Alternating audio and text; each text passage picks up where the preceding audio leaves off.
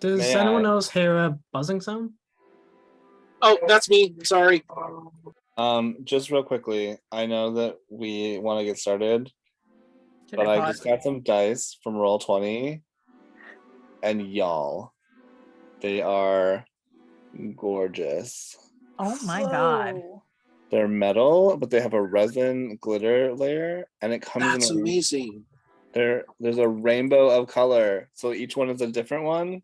I have like orange, yellow, green, blue, pink, purple, mystery, rainbow. It's awesome. So dice envy people, y'all.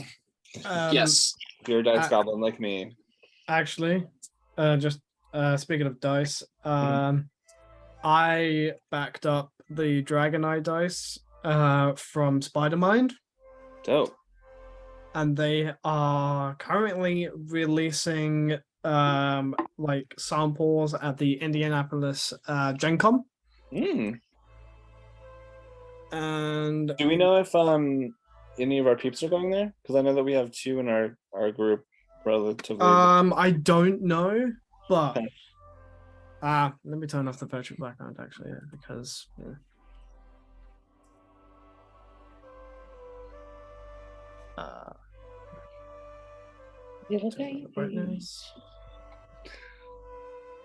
Dude, those are sick.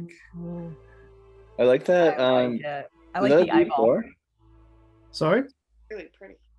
So they are basically basing off the chromatic dragon scales, and so there's the black, white, red, blue, green. And they have one set that is known as Tiamat, where it's all 5, and it's clear. Nice. I've been waiting a long time, like over a year, for these. I am happy to wait because they had a lot of problems with their casting and production. They came off really cloudy at first, and like even I was like, yeah, no, I understand why you want to get rid of that. But yeah, I'm really excited. That's exciting. I was looking at the Kickstarter because you made me think. You're like, I've been waiting so long. I'm like, by the way, I should check this.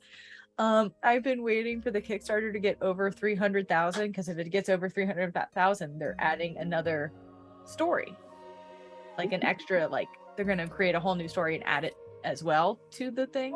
And it just reached 3,100, or sorry, Nice. 315,000, I should say. Wow. Yes. 5 days left in this campaign before it shuts down completely. If it gets to 350, they add a 7th adventure. Nice. I'm gonna be playing Humblewood forever. It's a nice take. Some of these one shots I actually have because they released them free on Deck of Many, but I don't care. I like to have it. I love to support the artists, especially because they're based out of Wilmington, which is 20 minutes away from me. And the box set that I backed, shush, is now going to have a DM screen that's specifically Humblewood designed. Oh, yes. Oh, I love that. It's going to have a fabric map of all of Everden, including the other islands and shit. Yeah. Cool. I'm sorry, other islands? I'm sorry. Shush. Did you think Salter's Point? Did you think there was a place called Salter's Port for no reason? Did you think that there was nothing beyond its borders? Maybe they just like fishing. I don't know. No. There is more to this land. It is extended beyond. The Humblewood is one country of many. Everden is the whole world. I will Just also dinner get forever. two dice sets and 4 tenders pins. Ooh. Yay! Are I they? think the first thing that popped Very into cool. my mind was chicken tenders. I'm hungry. Every time. Chicken tenders and Trevor. Fuck your chicken strips. Fuck your chicken I've strips. been watching the newer Fuck your Critical chicken Role, strips. and can I just say the fact that he beat Pervon with names to get mocked in his Look, that one even caught me off guard. was Mike what? What was his name? My cunts. My Yeah, cunts. Mike Hunt. He picked a character and he said Mike Hunt as a name he randomly picked up. Everyone, did you just say Mike Cunt? He's like instant regret. He just let But down there's for a absolutely- solid minute where Matt was just like, There's absolutely no way that wasn't secretly on purpose, though. Because even if Right. he was just, No. even if he did name him Mike Hunt, nobody would say like Mike Hunt. If they're all in a room, they would say Mike. Matt, Or go by or Mike Hunt. no. Matt has confirmed that he, in his mind, that these fantastical names that sound right in his mind, but it's not until he reads it out and he gets the reaction of the players that he's like, oh, I've actually made a grave error. Bruh. No, He's like, like, just call me Mick. Just call me just Mick. call me Mick. my name is Michael from now on. Michael. Michael Hunt. Ra-ta-ta-ta, ra-ta-ta-ta.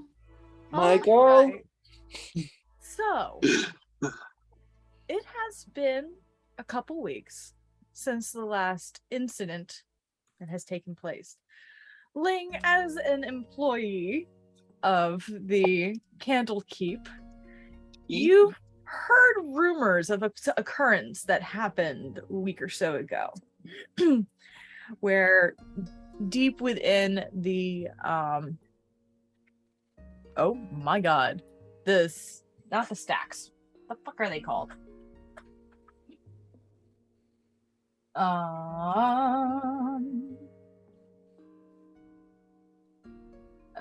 It's one of the places where they do all their reading and shit. I mean, the stacks. Well, I put my book in my bag and forgot to take it out because I brought it to work with me today, and then still never looked at it. So that's the thing. There was a lot of commotion and hubbub, but you were stationed elsewhere at the time, and while you were, given a heads up that someone had been found brutally murdered, there was a mysterious door that kept disappearing in a room that no one knew if it existed or not, and some other adventurers went missing for hours. Okay. You were still kind of unattached as to what exactly had occurred. Okay. This all occurred within the Pillars of Pedagogy, which are the towers for study. Since then, there is now a plaque on the door of a particular room in the Pillars of Pedagogy that says the former preferred study room of the great mage Fistandia. Please be careful with what you whisper out loud. Ooh. Okay.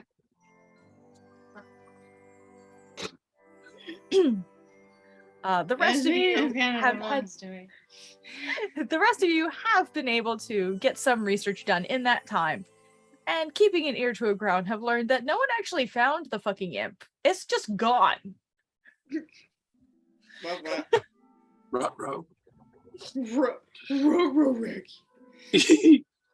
Mimi, you've had time to, connect with your new friend. Yeah. Monster. Okay. Whatever you want to call him. My Keith. Keith, He's my Keith. who's renamed himself, but I wrote it down. Technically, you renamed him.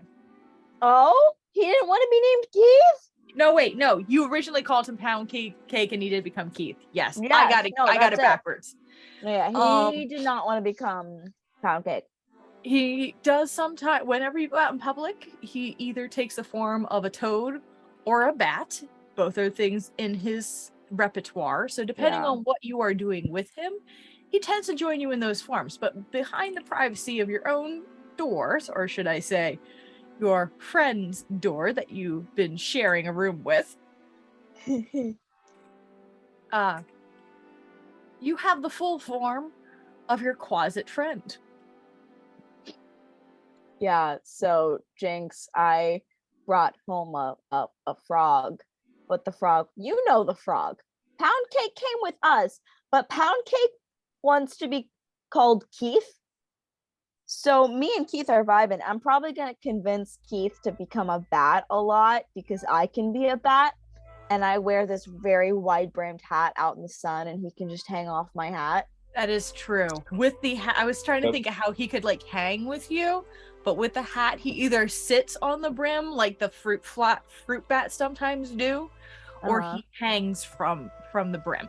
Yeah, I feel like even if you wanted to like grip his claws into like some of the binding of it, I don't really know how it's made, but I think he can do that. He can chill in my hat. So sometimes I'll just walk around with the hat on, and there's just little bat hanging from it. How is That's Keith? super cute. How is Keith warming up? Is he doing better? Is he more friendly, or is he still pretty grumpy? He's grumpy, but he's not been aggressive towards you. Okay. He's taken to you. He enjoys but he would never admit that he enjoys your company. Naturally, he's a grumpus. He's a grumpus, but you know, He's a tsundere. He's only killed like rats, a couple cats. Yeah, I would just say like 3 or 4 people. Yeah, not yet. Definitely. It's gotten close a couple times where you're like, Keith, and he stops stalking the individuals that he's following around. Like you every now and then you guys will watch as a small frog starts like following after a random scribe or seeker in this place. What did we talk about? Only drinking. Keith, we've talked about this. We've talked about this. Away. Only drink consensually, unless it's like a livestock animal. Okay, we don't drink from domesticated animals or people that can't consent. Okay. And if there's any birds that manage to fly over, oh god, they're toast. Oh no. There's a lot of seagulls go missing, and I'm just saying. Seagulls. Those motherfuckers deserve it. Agreed. 100% agreed. Keith is suddenly, and it's interesting because Keith is suddenly a bat taking off into the air, and then you see something much larger than a bat start to plummet, and then back to a bat on top of a dead seagull.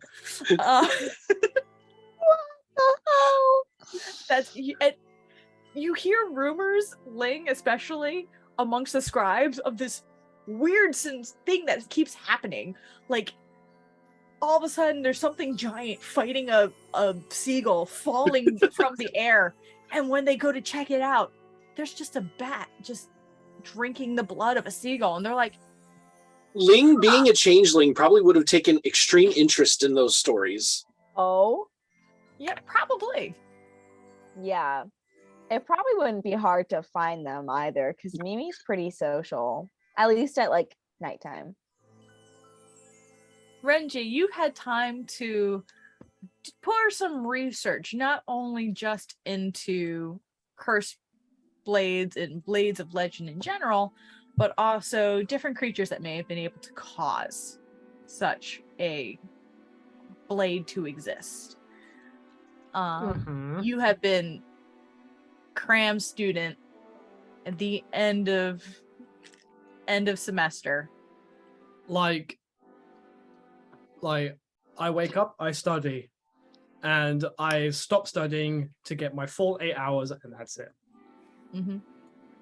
Even while eating, I'm peering over books while eating, just yeah. And he actually doesn't drink coffee, so he's literally just hydrating and eating at any chance he gets as well. Kindle, in between bouts of recovery that you've been going through, you've been able to look through some of those books that you managed to find deep within Festandia's mansion. to see if you can learn anything new about any sort of magic amulets. And you've learned that most amulets of this nature protect against something in particular, whether it's divination or magic missile. But there's not really anything that just creates a null effect on spells heading towards it. So whatever this amulet is, must have been a custom creation. You don't know if he had it customly created or if he stole it from someone. But somehow this thing must exist. Jinx, you have been doing your own research to try and find the source of this book and that forest in hopes of finding anything that could tell you what it is that you've lost. And it's intriguing. You've seen a lot of stories about magical books, but nothing that matches this description. And the lore coming out of that forest seems to tell of ancient civilization. There was an ancient civilization of dwarves at one point that lived in that wood. There is a mine shaft in there somewhere, but they were never heard of after a few years. But that was long ago. That couldn't possibly be related. There's much in that wood that has legend around it, but you're not really sure what could cause your lack of identity. I'm gonna have to get to the bottom of that and get my name back. As you all are getting ready for the day, it is now, I'll say, about 10 o'clock. You guys have had time to get up, move about your day, and make your way towards, I'm assuming, are you all heading towards the hearth? I was gonna say the heart. Hearth? Yep.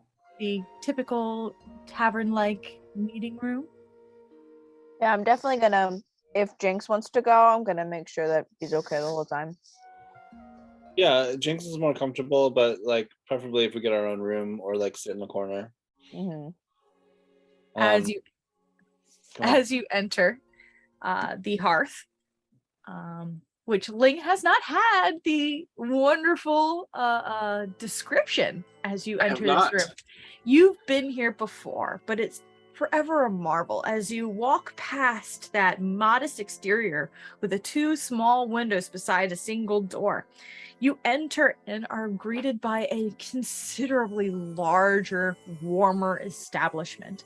There's continuous conversations happening all around, whether it's at the bar stools, at the cozy chairs by the fireplace, or the multiple doors that from the exterior should not exist along the outsides of the wall. Some of them are wooden and plain that you know, as you are a scribe here, lead towards different shrines to Agma and Daener and the other gods of knowledge.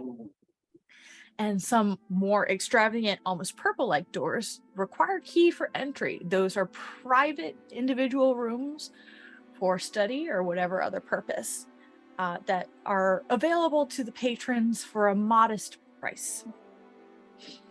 Hanging from the ceiling in the center of it is an intricate clockwork-looking device suspended in a 2-foot diameter, faintly glowing crystal orb embedded in the ceiling over the bar. Wow. You, as a member of the Avowed, know that this is a geometric amplifier.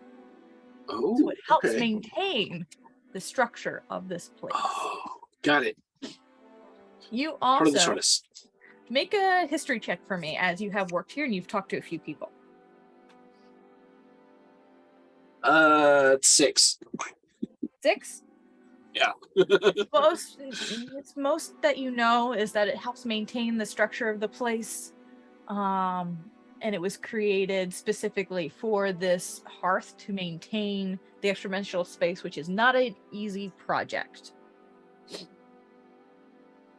Got it.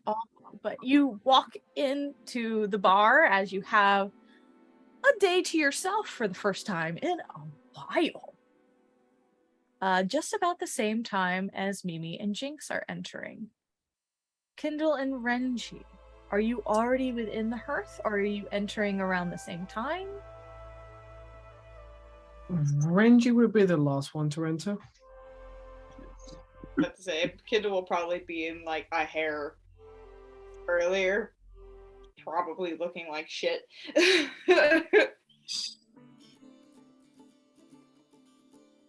All right.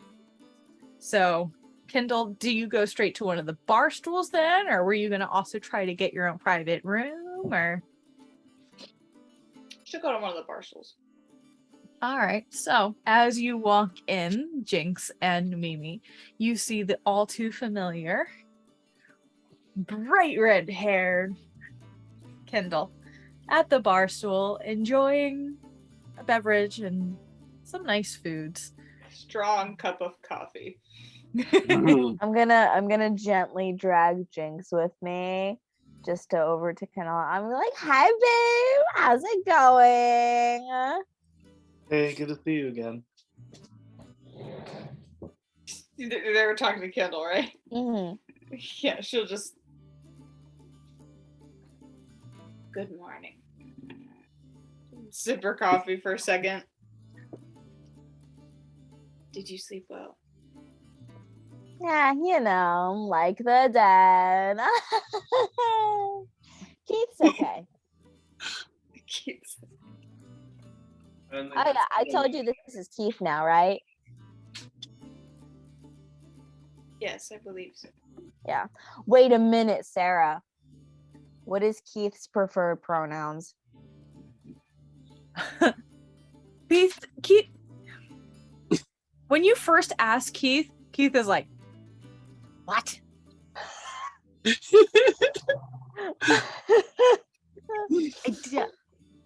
What? Like, do you want to? Are you more like a girl? Are you more like a boy? Or do you not really feel like either? I don't. What? I don't. Okay. Does it sound better grammatically when I say Keith likes his, Keith likes hers, or Keith likes theirs? Keith doesn't give a shit. I'm imagining this playing out with Keith hanging down in front of her on the brim of her hat, and she's just doing all of these giant gestures as she's talking to this bat that's like this far away from her face. When Keith is in bat form, Keith cannot speak. So Keith at this point is a 2-foot long, green and orangish, almost scaly creature with bug eyes and rows of teeth with no lips to cover them. Giant horns, a whipping tail, and these ears that creep out the side straight out and a point. Awesome. Question for later. How many limbs do they have? 4. Cool. They're bipedal, mostly. Perfect. I mean, sometimes they crawl around because they're creepy as fuck. But yeah. That makes sense. So changelings that can only change into quadrupeds, or not quadrupeds, but 4-limbed animals. Yeah. Well, I mean, I could do a quadruped. It just has to be 4 limbs. Oh, okay. What do you think Keith would settle on? Or could we come to an agreement on this? We can say that Keith probably doesn't care probably uses more they thems than anything. Yeah. Because Keith has no, as you're talking about this, Keith just looks at you blankly. You can tell Keith has never been asked this, nor been made to think of these conversations.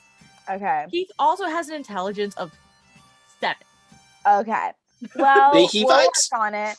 I'll use they, them pronouns for Keith right now. And if Keith ever feels like those pronouns should change in the future, we'll change that. So, yeah, okay. So, I'm sorry. I just wanted to be like, wait a minute. I never asked Keith their pronouns. Yeah, and Keith is just like, oh, what now? Can I eat it?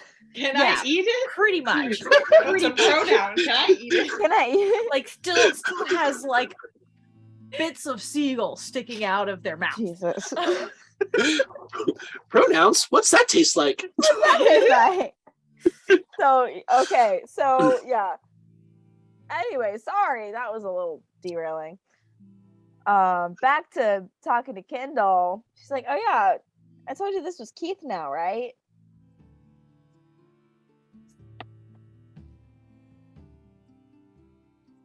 You hear that Yeah. that like angry clicking that bats do. Oh, hush up. Be quiet.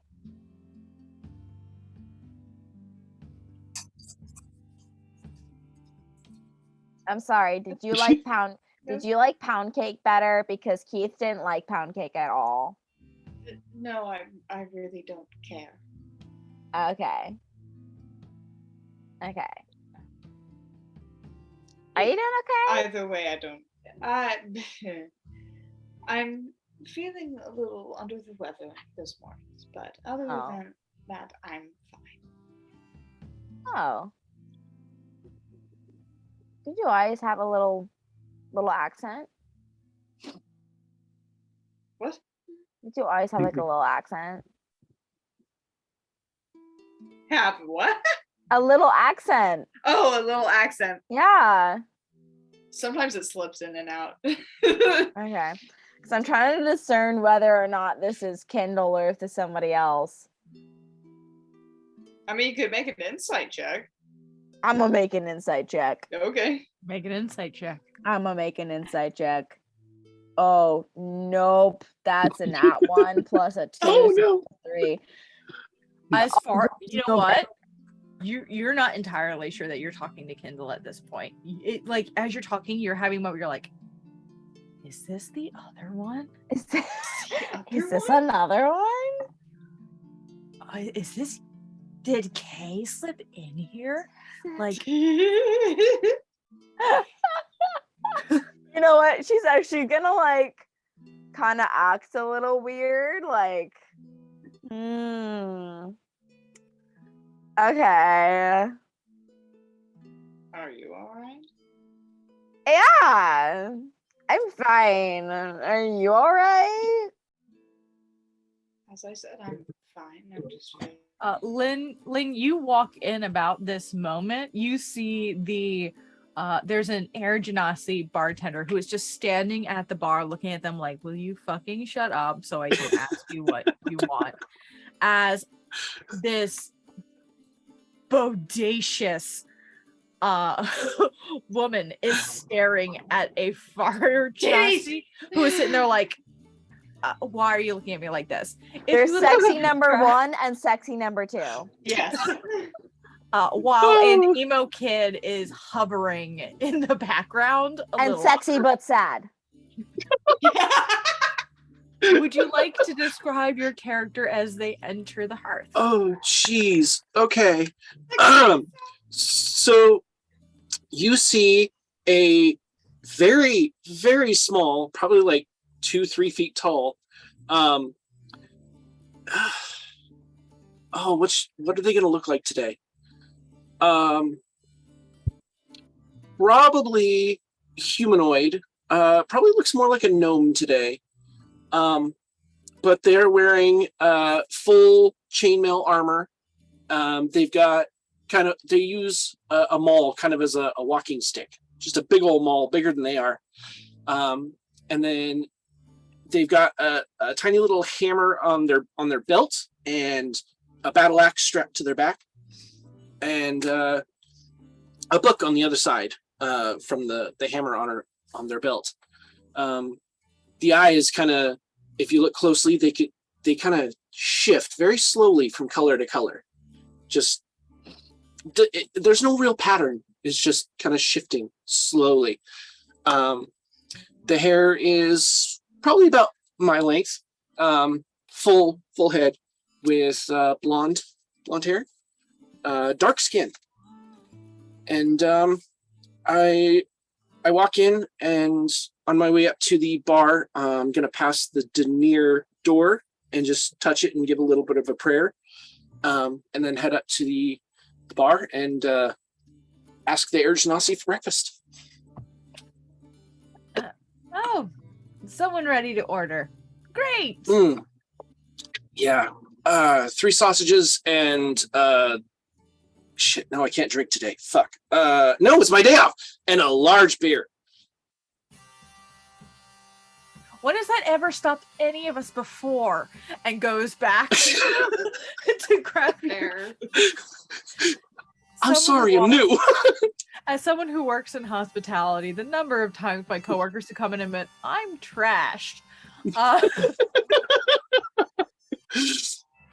You do you, Understood. boo.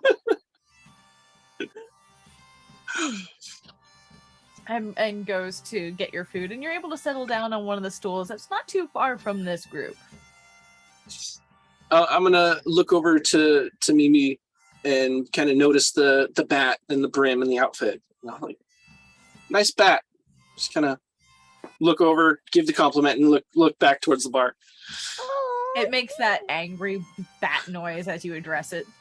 Keith, stop. Oh my god, you're being so fucking dramatic. Oh, never mind.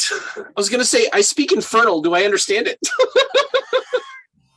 Right now, it's only speaking bat. Bat. No. Hang on, here's a question. I'm a bat, kind of. Do I understand Keith when he's a bat? Good question. You are a vampire, and I want to play with this a little bit. So roll a d20 for me. Oh god. Or I can roll one, and you can tell me high or low. Let's do that. That's more fun. Low. Low? You do understand. It's just a lot of fuck off. No, I would expect nothing less.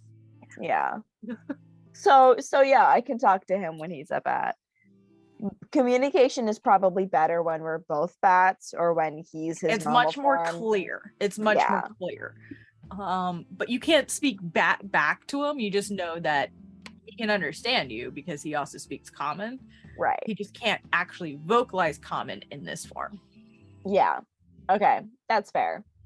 So yeah. So compliment, fuck off, fuck you. Thank you. This is my little guy. He's an asshole, but you know, he's good company. Aren't all men? You know what? Period. Okay, but this is one guy that I like. This is Jinx. Jinx is really cool. What's up? Yeah, and this is Kendall. She's really sexy. And you are? Sir Damascus the Third, scribe, new scribe here. It's about this time that the Genasi comes back and goes, Ling, and throws the plate down in front of you. And then slams the beer on the counter. Thanks. I'm sorry. What guys did ready you to say order your name yet? was? Sir Scribe? Sir Damascus the Third, and I look just at the Genasi with these glaring tiny little eyes. She rolls her eyes. She's like, this is Ling. Y'all want anything? Yes, please. Another black coffee. And Easily also, done, darling. could I get an omelet as well? Oh, sure. Thank you. Any preference of type? Scrambled. A scrambled omelet? You need more coffee, my dear. You don't know where I'm from. Fair. Actually, that kind of sounds good. I'd imagine you take one egg and you scramble it, and then you put another egg in the scrambled egg to create the omelet form. So you have like some more texture in the omelet. That's me as a person Interesting. talking, not Mimi. If Mimi starts saying that, the air genasi just starts to like. Yeah, she'll say that, sure. It's like, One I- exception coming up. with bell peppers, please. Thank you. Okay. Mommy didn't love me enough, kid. What do you want? Jesus. Looking over at Jinx. The Jeez. obvious emo. Good fucking God. Sorry, I was just laughing to myself about the eggception.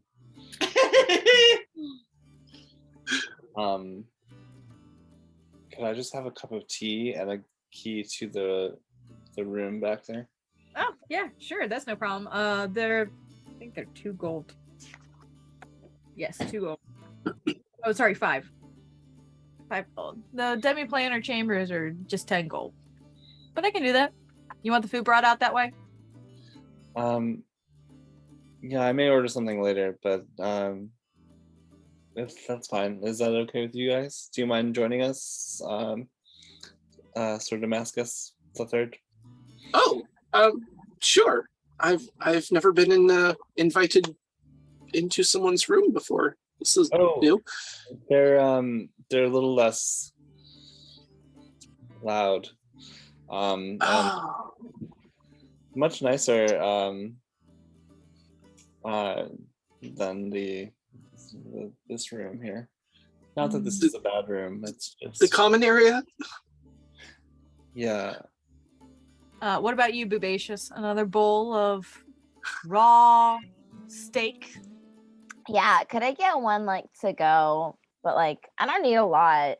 And also, do you have a nice like bottle of wine that I can like reseal?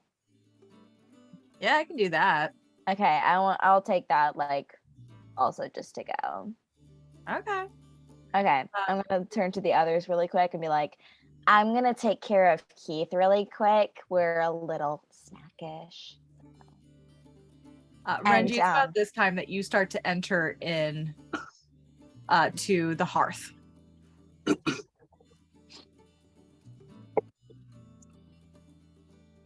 Reggie kind of comes in and sees all of you, recognizes you, but doesn't exactly make an attempt to kind of socialize. It's just acknowledgement and kind of does own thing. Like goes to the bar.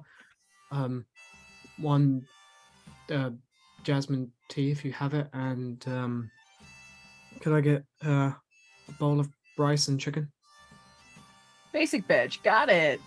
And walks away to grab Jesus everything. fucking Christ, the attitude. Wow. Oh my God. Hi, It sword is- guy. Hi. Hi. He's like, you don't need an inside check to know that this guy is permitted to the nth degree. He's very new when it comes to socializing with people. And he's just he's not rude enough to be like, I'm not gonna deal with people. He's like, he gives basic acknowledgements, but past that, he's just like, just don't know what to do. You're describing me in real life.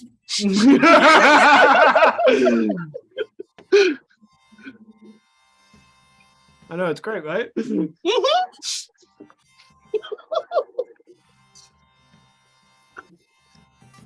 But yeah, generally he's just like, for the most part, he's just very much keeping to himself.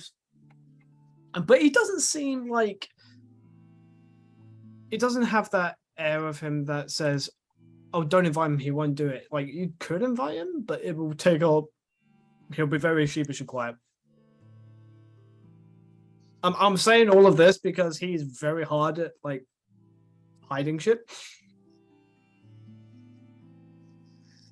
But he's just waiting in the bar for his tea and food.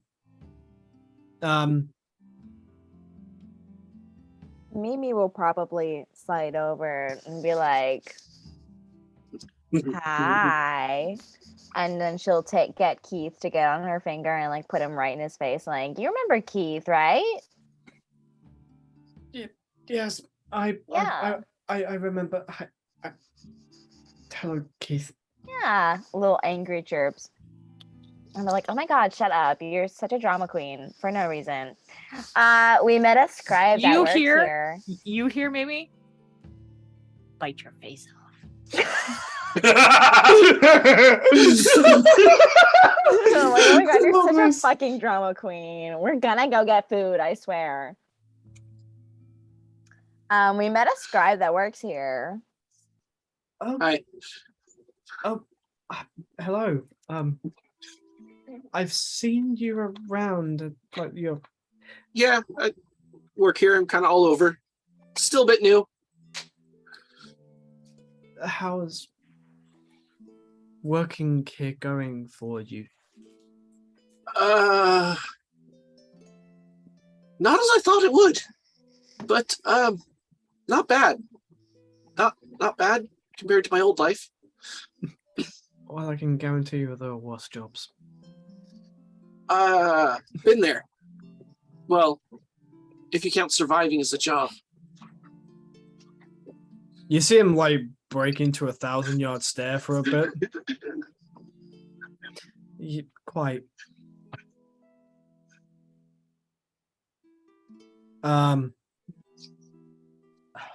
Does he pluck up the courage? This is a massively introverted and hermited person. It takes a lot of courage. It takes a lot of courage to even just ask to socialize. No, this is freaking weird because I'm like trying to act like a real person against someone like me, and it is weird. It's like seeing yourself being betrayed by another person. You're like, how are you doing this well? Yeah.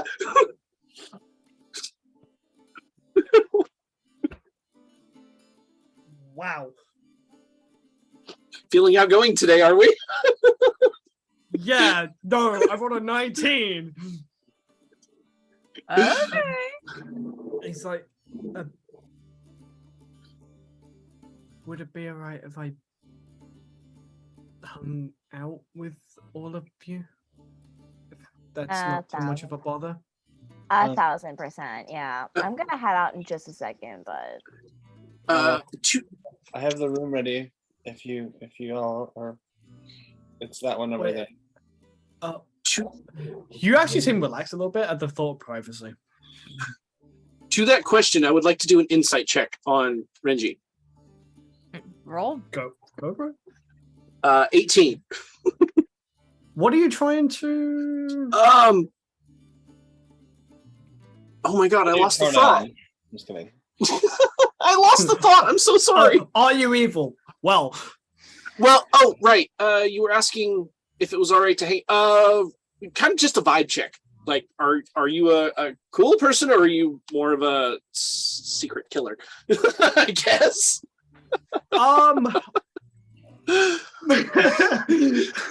are you more or less likely to kill me while I'm not looking? you all I'll say is that you can tell it's almost like it's his first time socializing outside of whatever community or Okay. Like, so this is generally out of, is it okay? Gotcha. In that I case, what I will give you, because again, like I'm not even going to bother rolling a deception on a certain thing because my deception is +1. But you do get that there is some form of guardedness about him. okay. In that case, I'm just gonna hop off my bar stool and probably come up to like your knee and just kind of reach around your limb and say, "Yeah, this one's good. Let's go." Like you go to touch him and he's just like like holding his tea, but you can tell the tea is boiling hot and he's holding it like no. He's holding it like no problem. Awesome. You all start heading into the private room. Oh, go ahead. yes. Has the waiter brought a bottle of wine and the bit of meat yet? Yeah. At this point, you guys have your foods and stuff so that you can head into the room without being starved. But you also do know how to order food in one of these private chambers if you require. Before we head into that room, Mimi's gonna like quickly give some of the meat to Keith eat some of the meat herself. And Ling, this is like raw meat, like just cut meat. And she takes the wine and every empty glass that she sees in the bar, she pours someone just free wine, just gives it to them without really asking. And she she goes back to you guys and she's like, all right, this isn't for wine. So Keith needs some lessons about consensual feeding. So we're gonna go practice that. But if you need me, just screech in desperation into the night, something about boobs or shoes. I will hear you. I will say that one of the glasses that you pour into, you hear a very familiar voice just go, "Thank you. I really appreciate this." As an oversized ogre with a headband. I love him. I'm gonna pour him a hefty glass. I really appreciate it. Thank you much, Mimi. This is lovely. Of course. So in response to Mimi talking about the screeching to get a hold of her, I'm just gonna do that inside yell in Infernal and just scream out shoes. Like shoes, but in Infernal. Speak? Oh my god. She's gonna say, "Oh, hell like that?" yes!" Also in Infernal. The first time I've never read Infernal anyone else is that read yelled, that. first time Infernal is yelled, you get a nasty like set of clicking and glare from Keith. And Mimi, when you start to use it, there's a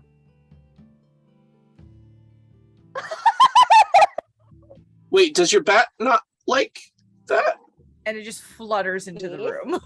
Keith, wait! Keith, no! Command. I'm gonna try and command it. Tell it to return. Wait. Wait. That's a level 15 wisdom check. Save. Wisdom save. Okay. He's got no help on wisdom. He's got a 10. Hang on. Does he have rolls for saves? It would say a save specifically on the side if he had a bonus for that. So his are just straight. He's just straight a straight rolls. roll. Well, Keith doesn't like Infernal. Seriously, that's a 2. He speaks Abyssal. Oh.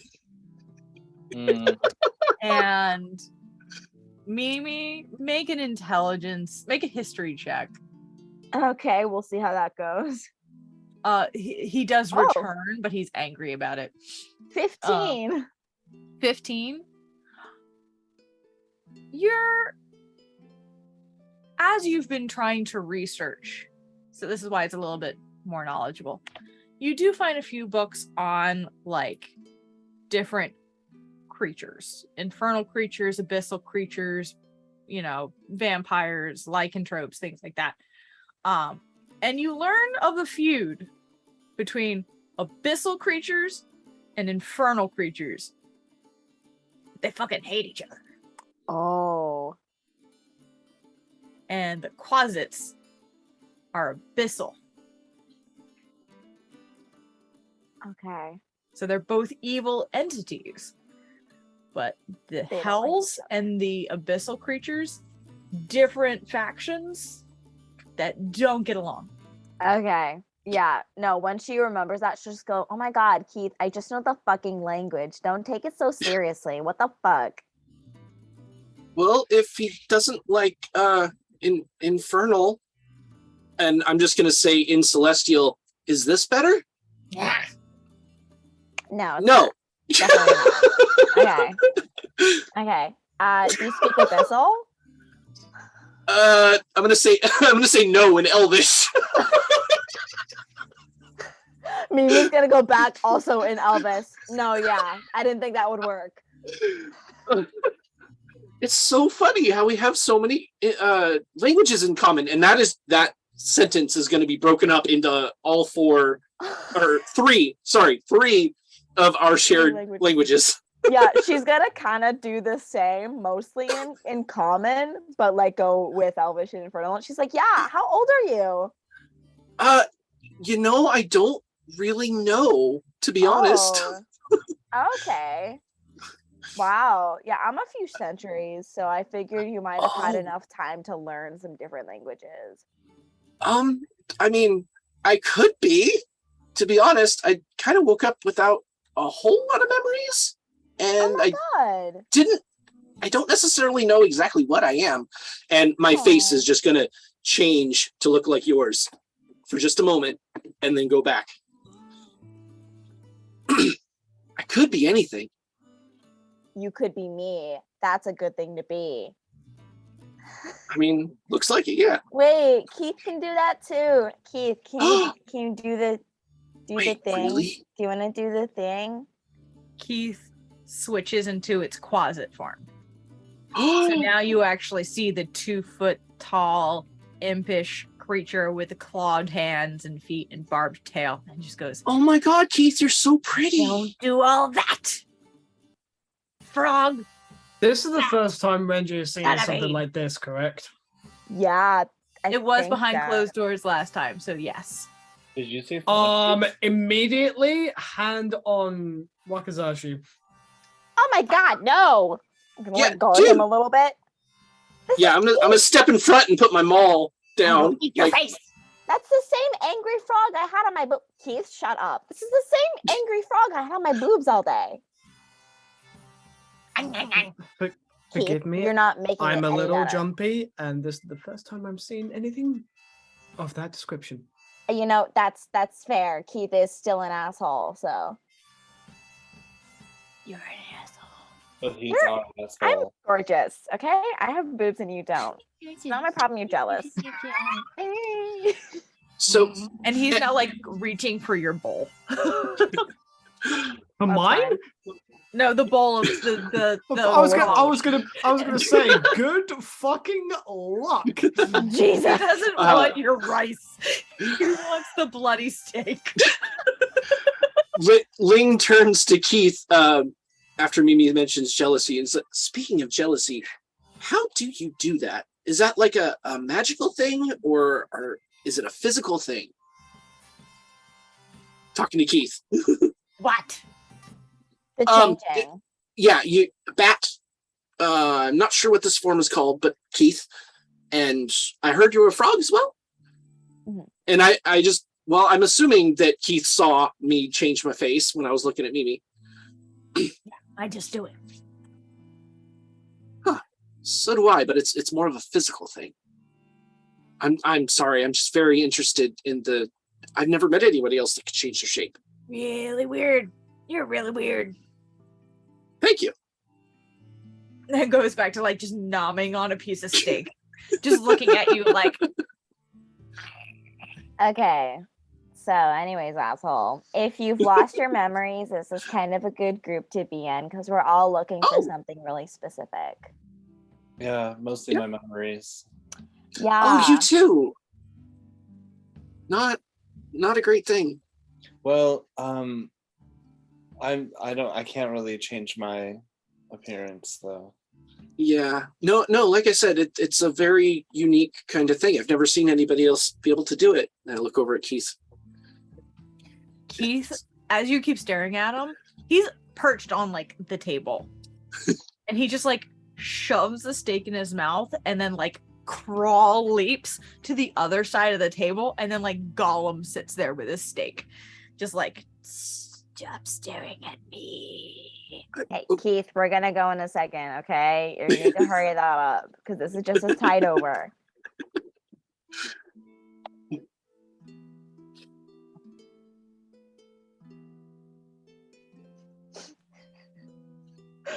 Oh, so speaking of tiding over, I heard you were doing consent courses. Is that correct? Yes. So, I eat living things. Oh, that's so cool. Yeah, but I used to be like really bad about it, and I would just like people were inanimate objects to me, and that's like really shitty. So I only feed on consensual participants and animal livestock because normal Okay. eating people use them as food anyways. Okay. Neat. No domesticated animals. Reggie right Interesting. now is wide-eyed in absolute stark raving fear. Oh, I didn't tell you that? So when you say eat, do you mean like Wait, numb or like drinking the blood? blood. I do nom a little bit. Dude, Renji, you didn't get it with the points to her eyes and then her fangs. She's like, I don't know much about what's out there. I'm from a very small village. oh. Wait, wow, hold on. I'm gonna try and fucking remember this. Oh.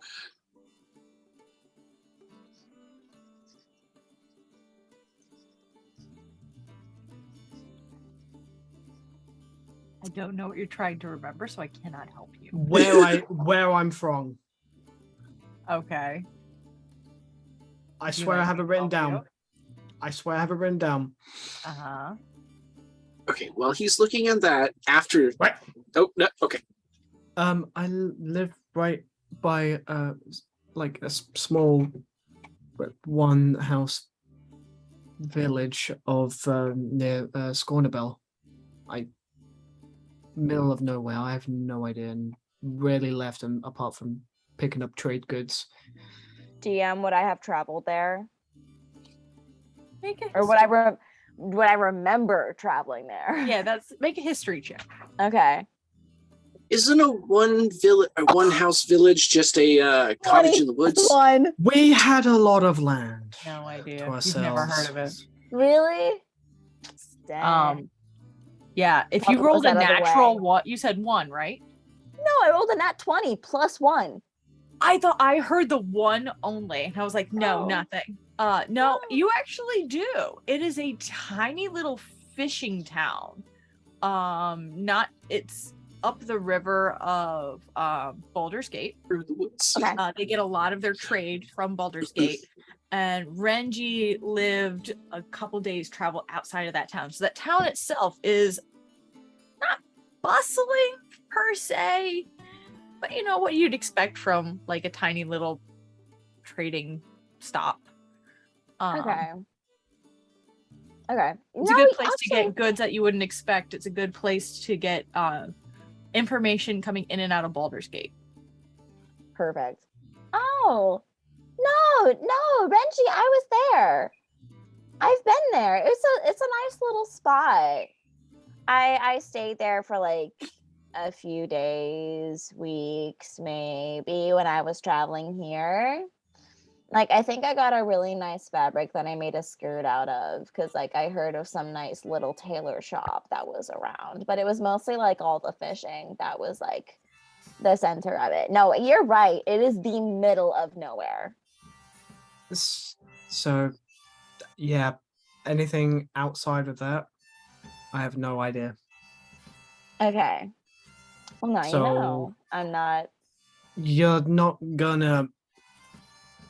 No, not unless you give me permission.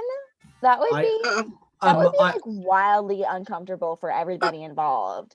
I will tell you right now, you do not have any permission whatsoever for me. No, yeah, I wasn't asking permission. I know. I wasn't asking. I was just like, yeah. Ling kind of butts in. I would like to give permission because I have a question. You've Yeah? tasted lots of different creatures, right? Can you tell them apart by what their blood is? Because I was kind of wondering if you could taste mine and see if you recognize it. I mean, obviously not enough to like kill me, but No, yeah. No one, that's really funny. You'd think that more people would ask me to drink from them to see what their blood tastes like. But really, no one's nobody's really asked you asking that. before? Not that I remember right now. No. I don't like go around saying, hey, I eat people. It's more like a LMAO, this is the conversation, and I eat people. Oh, yeah. That is how it came up.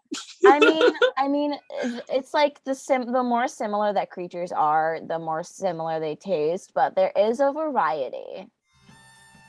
Like, if I remembered tasting wine, I'd imagine it'd be like some people are more dry, some people are more like fruity, but like Very interesting. not like fruity. They just have different notes.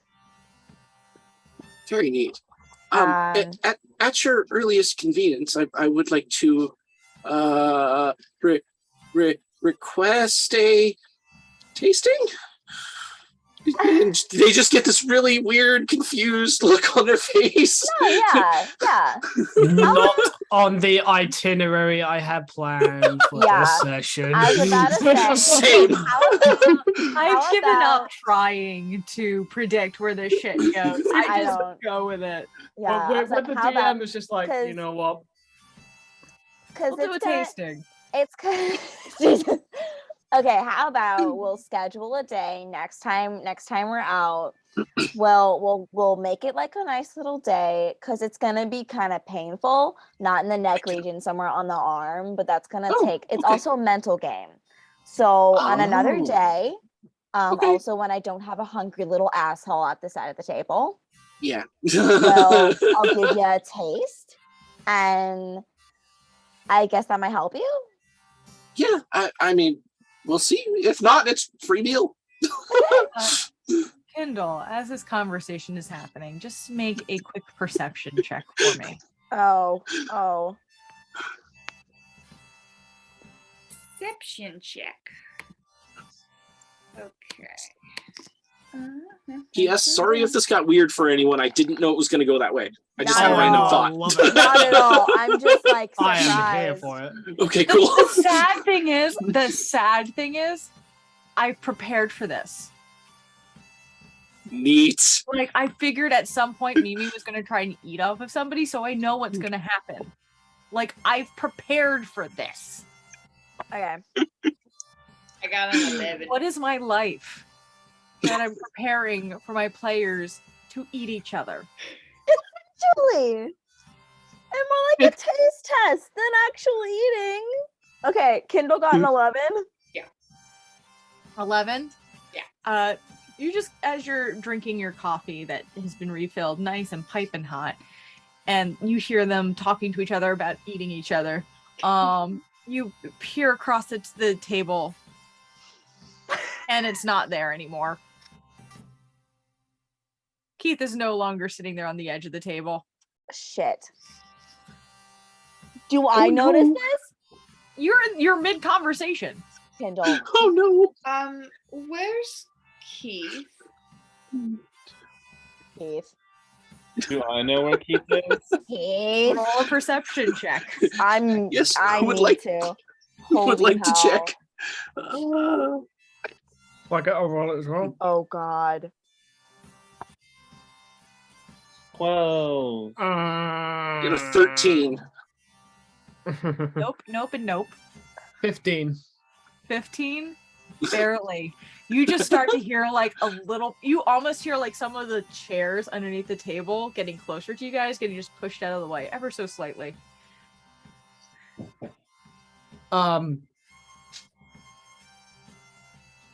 Just very. I want to throw a kunai that I have hidden in my sleeve by him, not at him, by him, just a bit, just to Roll. scare the shit out Just of him. roll. I swear to God, if you kill Keith right now, I'm gonna eat you.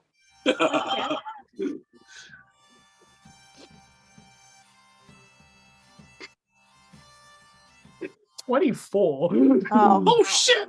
Thank God. You guys, you're like, shit, Like, where's Keith? yeah, And it gets and- real and- quiet. and And, then- then Renji just goes, like, and you hear a, and I mean, this is all we realize. Renji's fast because in a split second, with one hand in the same sleeve, just. Good Lord. She's gonna look Wow. at Ren. Look at Keith. Look back at Renji. Look at Keith. Look back at Renji. Go to say something, and then very quickly go to Keith. Keith, I hope you were aiming to miss. She Like- immediately picks him up and she's like, "No, we're gonna have a talk." All, And she's all like, you hear "Guys, Renji- all you hear enjoy Renji the say private is- room." All you hear Renji say is, "I don't miss." Thank God you weren't aiming. Good. Okay. Enjoy the private room. And just love she's how heading out Keith with her is like- bottle. Just Just the entire time. Okay.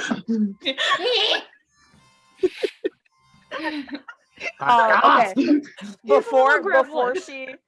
before she leaves, she's gonna give like a Italian French kiss on the cheek to Jinx and Kindle, and then she's gonna wave and head out.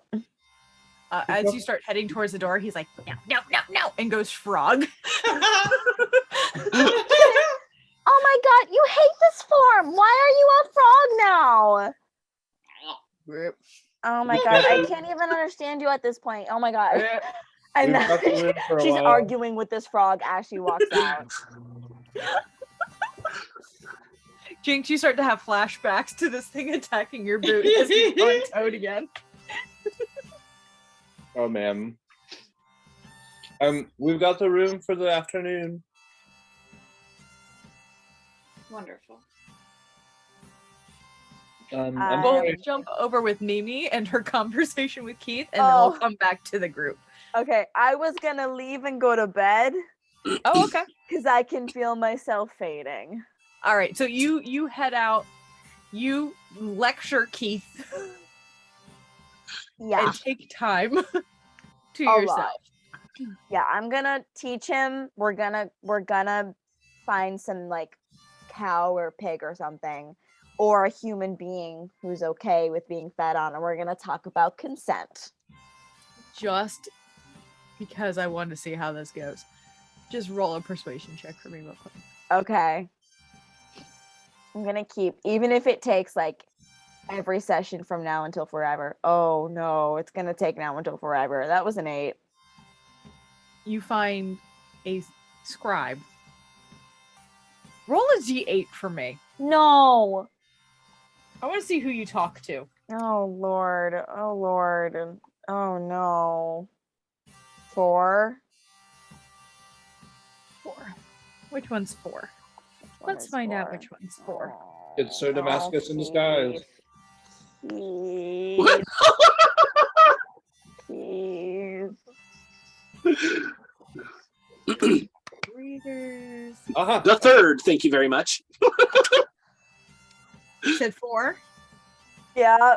So you come up to a 40-some-year-old dwarven male with a salt and pepper looking hair and beard, who has been trying to hold a conversation with someone but keeps cutting him off mid-conversation.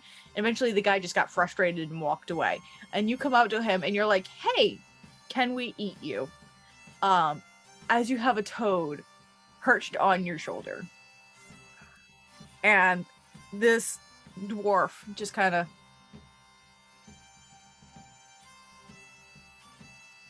no. No. Okay. Thank you for your time. And she turns away. And that's what you do when someone says no, Keith. You leave them alone. I have so many questions. Turns back, none of which will be answered. And then turns back.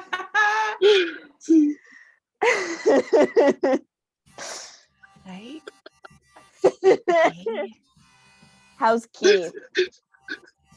Keith, when he was like, you first approached and he was like, and you're like, can we eat you? And Keith just kind of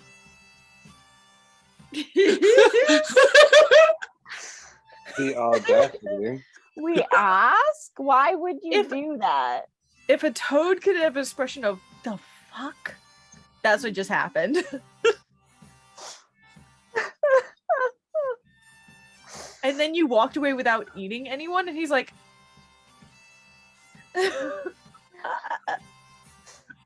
So at What's this, wrong with you?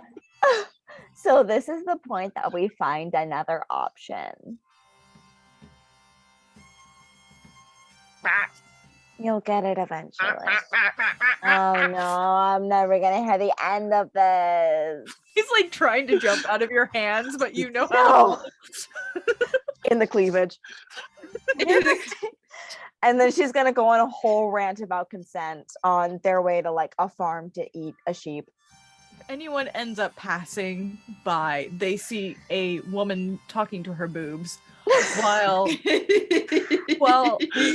a forlorn toad sits eyes glazed in the cleavage, just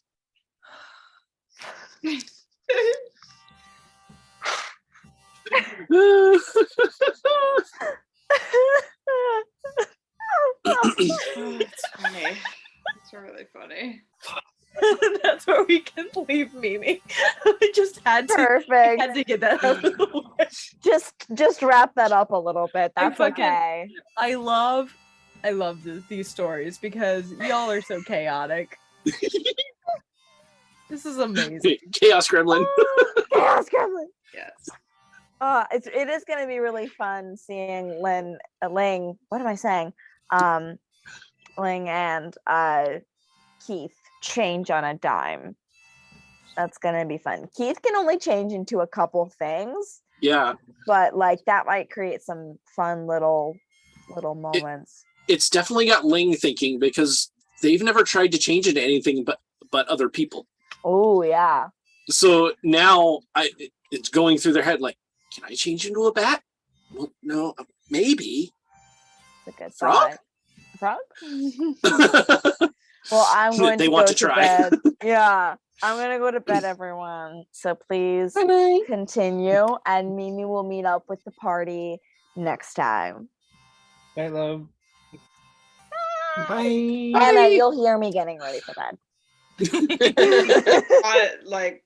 I probably won't be too Far long. behind.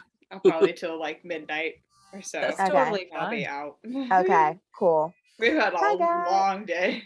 Yes, we have. Farewell. Bye. Bye.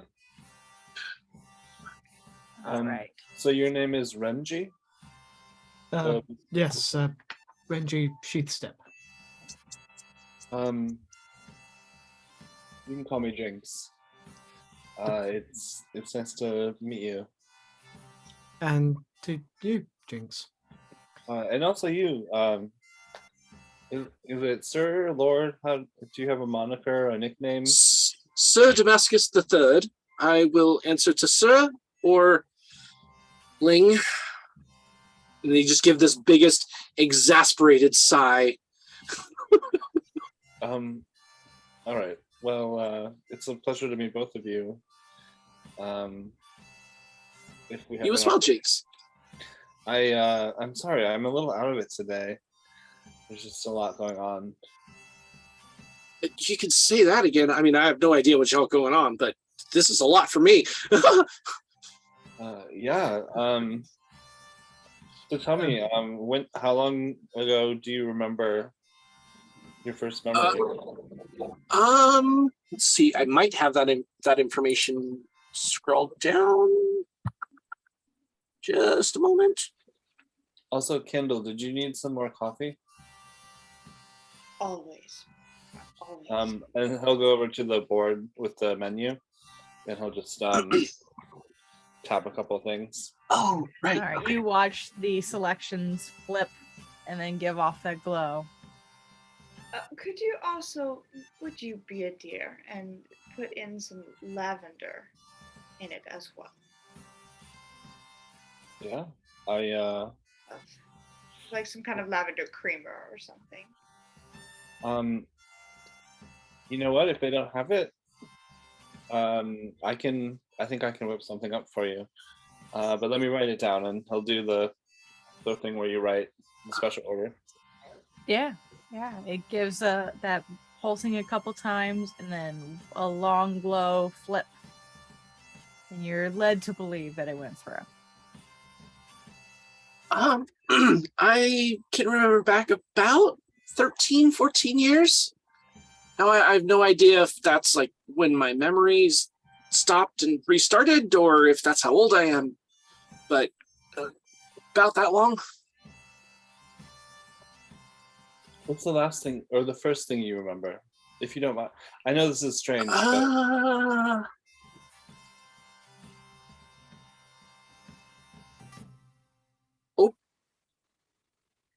opening the flaps of a cardboard box and looking up at the rain. what is a cardboard? What is that? It's kind of like a woody paper. It's like really, really thick paper. Oh, okay. Sorry. I don't want to go too far into my backstory, but I awoke at the base of a tree just outside the woods north of here about 2 or 3 years ago. Interesting. And since Perhaps then, they are linked. yeah. Could be about 10 years apart. Do you have any affinity to that wood? I'm sorry, say that again? Do you have any affinity to the woods north of here? North of here is away from Baldur's Gate, right? Or is that? It's actually on the way towards Baldur's Gate. Oh, okay. Nah. Maybe just on the way here. At least I can remember. I stayed mostly in the lower levels of Baldur's Gate. Oh, okay. Up until probably about 3 years ago, maybe. Someone found me and took me in. Well, that's kind of them. Mike is a kind soul.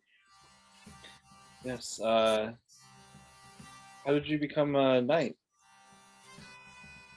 Well, I mean, and they kind of lean in a little bit. I'm not really a knight. I'm just a paladin. But I needed something to make me seem tougher. I don't know. I felt vulnerable in a lot of ways that I was not used to growing up on the street. Okay. So I kind of made up that demonic persona, I guess you would say. Thanks for sharing that. That's very brave of you. Thank you. Yeah, I mean, y'all seem like a pretty open group. Yeah, so far we've been able to solve, well, maybe not solve, but we've Investigated. Yes, that's words are hard sometimes. There are a lot of that's things truth. to investigate.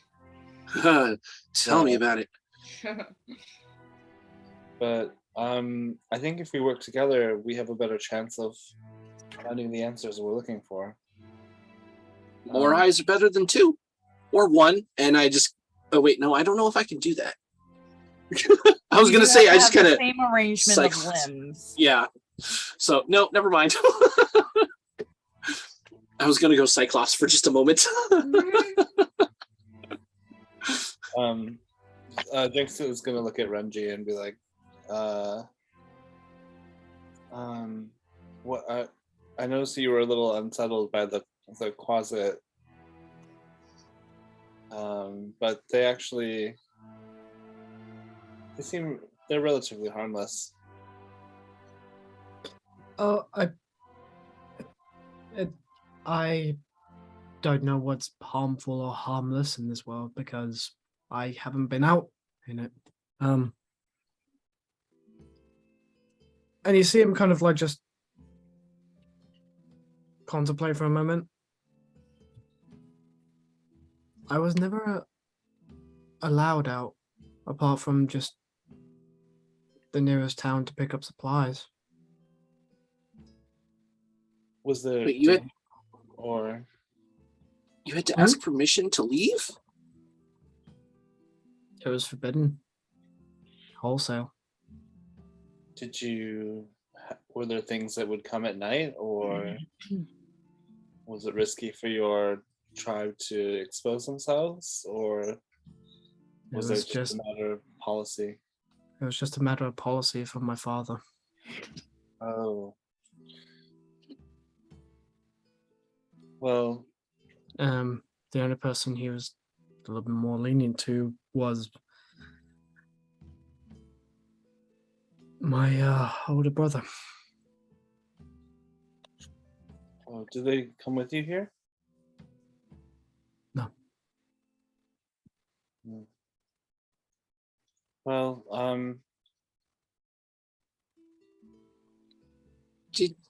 Did you leave without them knowing? Do they know you're here? You hear a No. voice in the back of your mind. Yes, you certainly made sure to leave them all behind, didn't you? You see his knuckles, like he goes from this position to that, and you see his knuckles go white instantly. Just it's okay. You don't have to answer. he kind of shakes it off a bit. I left them a note saying that this is something I had to do and that I left out of my own fruition. Cool. Tell yourself that. Fuck off, ya spooky bitch. Like he still has his fist clenched. Jinx is just gonna put out like a hand and not like grab, but like just very gently with like the slightest touch, tap your arm.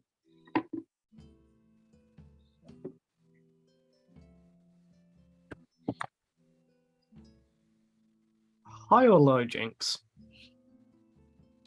Hi, because I've had a low day. Ooh. You go to reach, Burn. and in a split second, his hand is clenched around your wrist.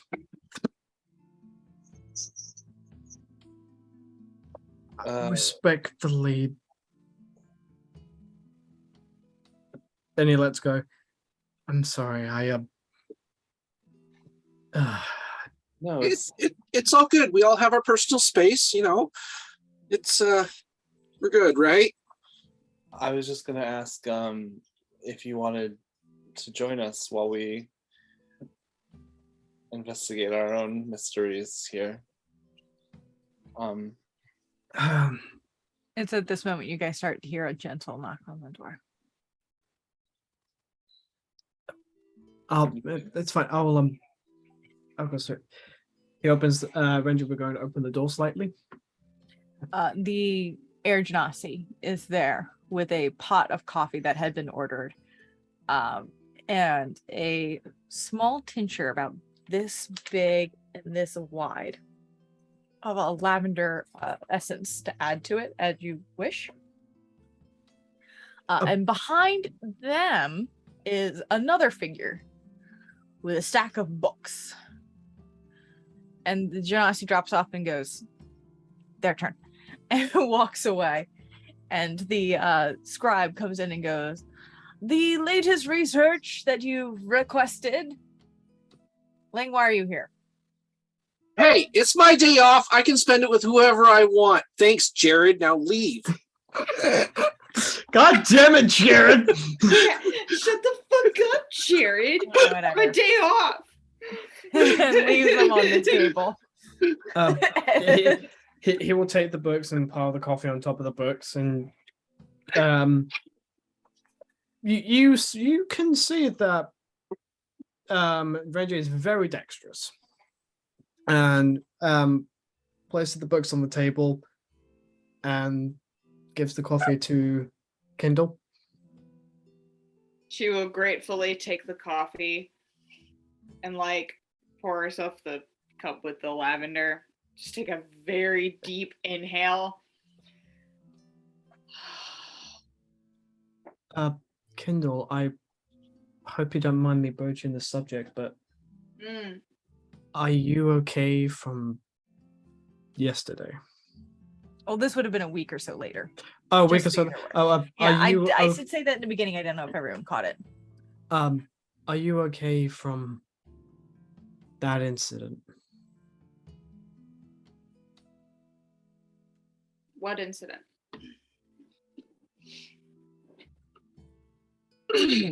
I want to say it, but I'll be nice. Air's getting thick in here. I want to say it, but I'll be nice.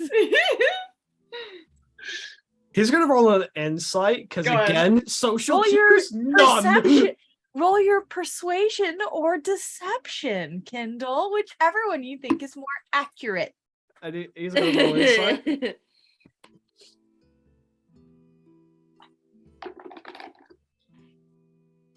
Ooh, okay. 10.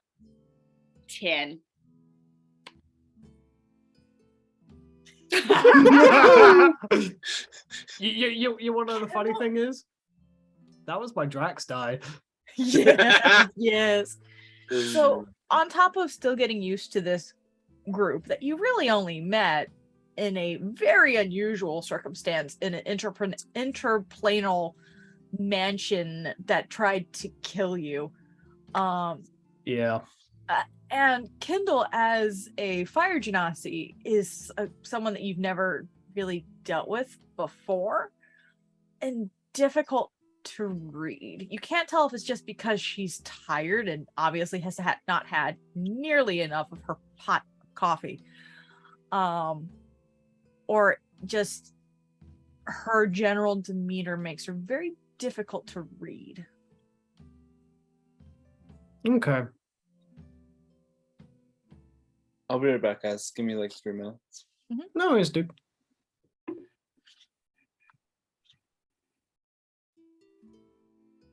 Anyone want to pile into the books that have been brought to you?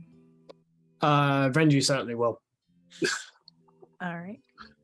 Because he would have requested as much information as possible. Yeah, there's a few books in here that fit the description of what you are looking for in just their titles. You see history of blades of note in there. You see a book labeled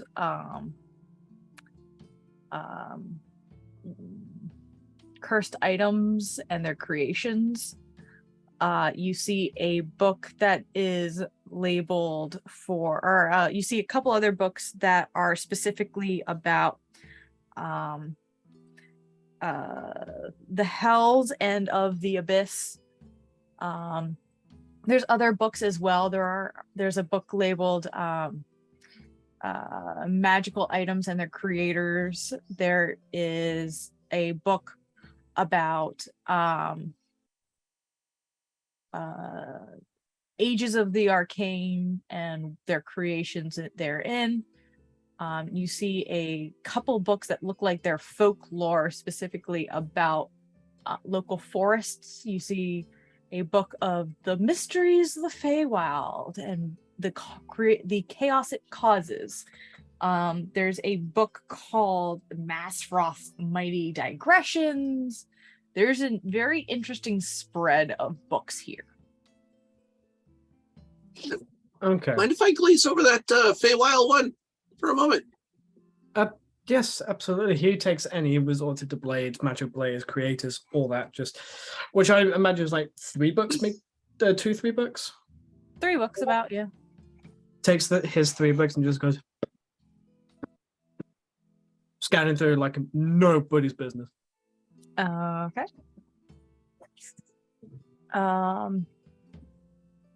We will start with Ling, I guess, with the Feywild book. Sure. Yeah, I'm just going to look for any references of creatures changing shape at will, not so much magically, but like natural shape changers. The book about the Feywild is more about the wild itself. It does say that it's more about the effects that it has on those who spend time there, a little bit of information about things like the Sealy Court and the dangers of the Sealy Court. Something that does make a as you're reading this, I guess, intelligence check. Everyone who's reading, make intelligence checks. Sure. And just let me know what you're reading. 17. With 17, you do get, there's a little bit of that coming in and out of the Feywild can be tricky. It can fuck with your sense of time. The Feywild in general can fuck with your sense of time, and that kind of catches your attention a little bit. Whether it's you enter and you have no memory of your time there, it could be that you enter one day and it's been 200 years. Like, shit happens in the Feywild that doesn't make a lot of sense, but none of it is ringing to something that seems like your experience. Hold the thought. I really need to go to the bathroom. Of course. But I will turn my roll, then we'll come back to mine. 17 total as well. Okay. Is it intelligence or investigation? Intelligence. You know what? I can say either one. No, it's okay. Investigation still works. If we're doing intelligence, I can do intelligence.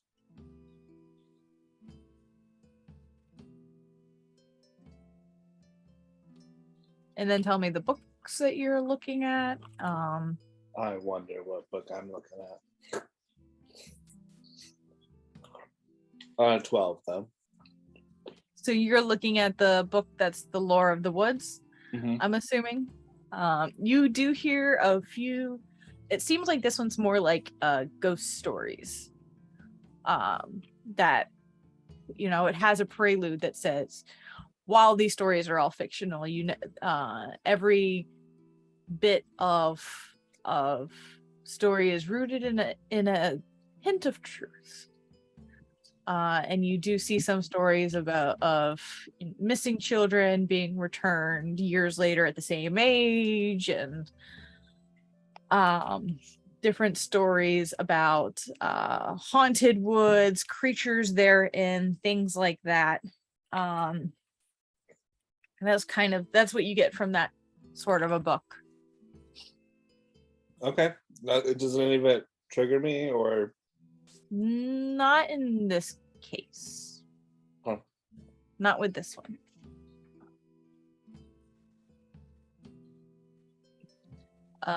Kindle. Were you looking at any of them yet? Yeah, I got a 17. Okay. You are looking at the book about the magical items and their creators. I'm assuming, right? Yeah. She's going to start shifting her focus to mages or magic users, magic creators, to see if she can find anything there. All right. You do hear the name of a few very well-known mages.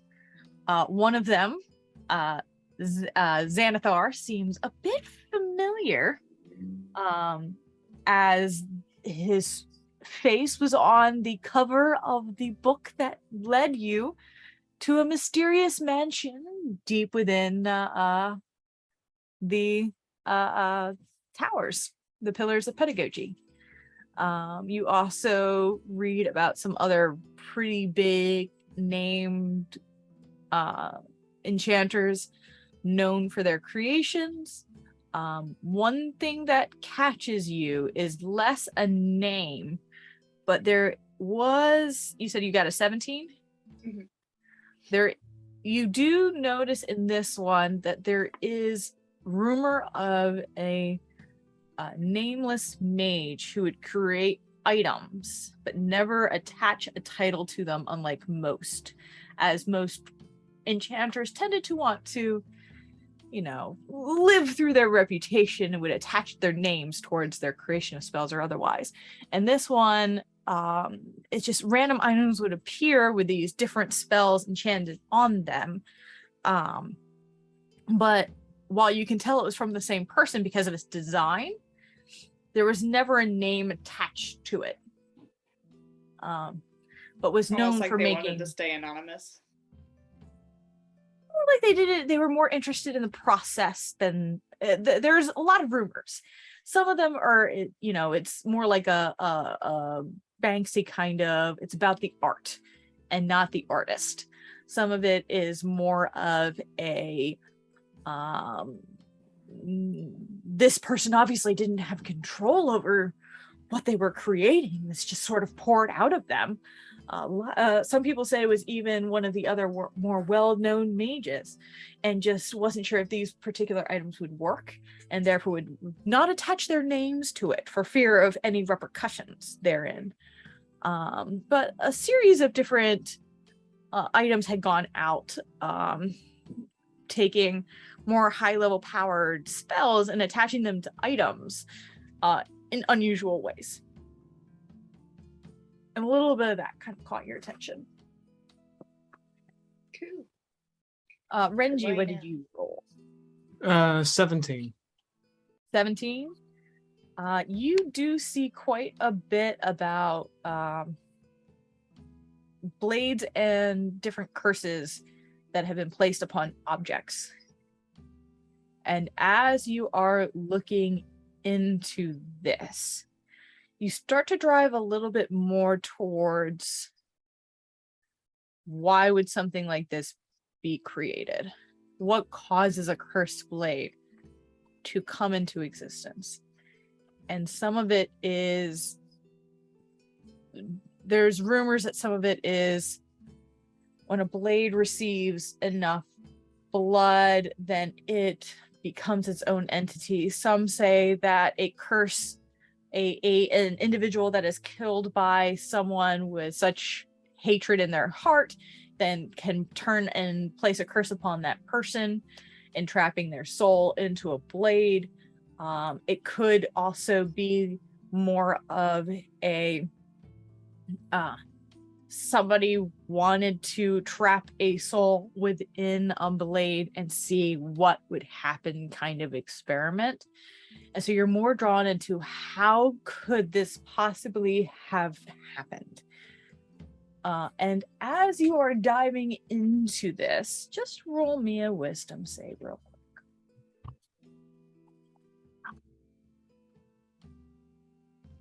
That's decent because I'll be rolling like shit for the rest of the day. 17 again. 17. So you start to hear that voice in your mind. Just all of this reading and sitting is infuriating. Surely there's something more interesting we could be doing. Just let me out. Let me play. But you're able to push that voice back and ignore it. Yeah, okay. Yep.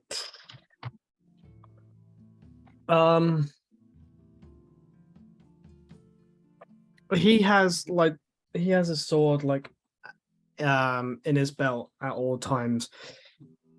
But you actually see him like kind of grip it, not on the handle, but on the sheath itself, and just pull it out and just rest it on the table itself, and take a very deep exhale,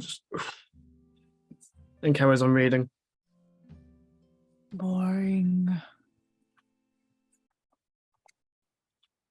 I need each of you to just roll a d20 for me. Just a straight d20. Just a straight d20. 12. 12, 8.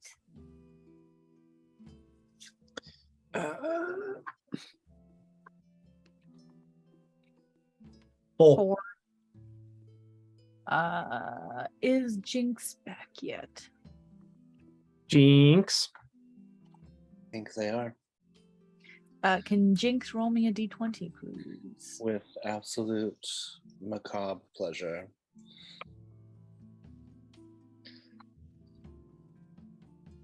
$15. 15? 1-5. Yes, that's right. All right. As you are picking up books in your joint research session that is happening in this chamber now. Your mind is just you're picking up books, looking through them, seeing if they can help, putting it down, picking up books, seeing if they can help, putting them down. And you pick up the Masfroths Mighty Digressions and just start flipping through it.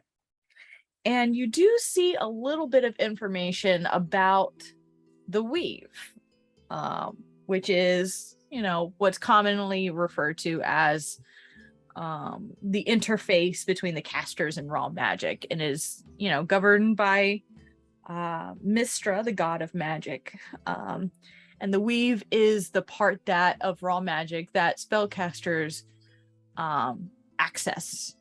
And as you're starting to read about this, the book itself starts to flinch in your hands. In my And hand? then snaps shut at you. Please roll a dex save.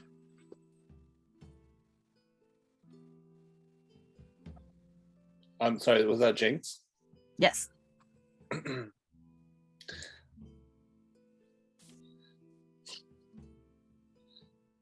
16.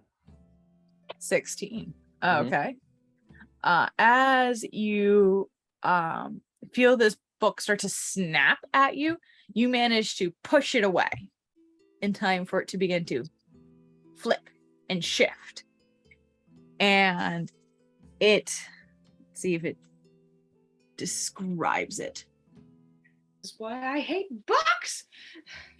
My mall is now out.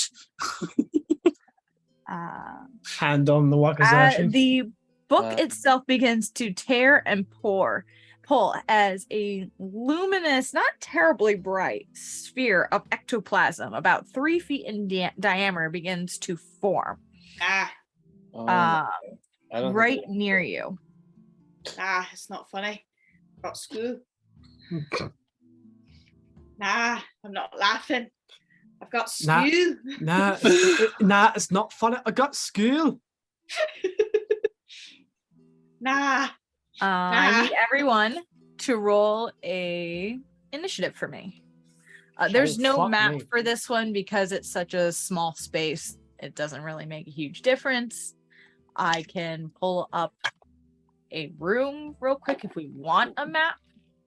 But there's no token for what this creature is. Theater of the mind is It only fine. exists for Yeah, this. no, I'm fine with Theatre of the Mind. All right. Let me Oh, grab my pen and let me roll for the creature. We're going to use the ice dice. Can you stay on the book, please? Nope, that's the floor. We're not going to use the ice dice. We're going to use the pride dice. That's better.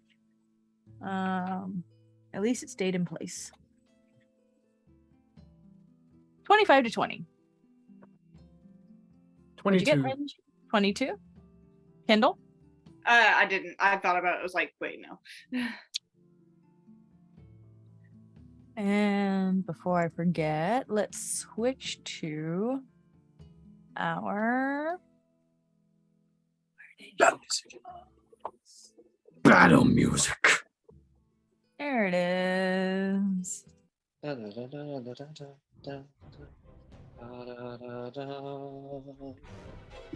we go. Our battle music. 20 or 15 to 20. 16. Kindle? 17. 15. You said 15? Yep, I go last. You don't go last. Well, betwixt the four of us. Hang on a minute. Why does this music remind me of the ballet, The Rite of Spring? Right? It is DMCA free because it's Celestial Aeon Project. It's called Chasing the Heretic. It could be that they're use something else. It just reminds me of The Rite of Spring. Fucking Stravinsky. I just find it hilarious how people literally rioted during its opening night. Yep. They were like, "This isn't ballet." Love it.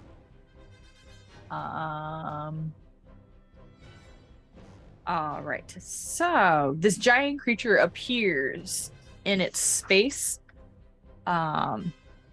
ready to lash out at anyone. I need Renji to tell me what you're gonna do. You're like 10 feet away from it. 10 feet away. All right.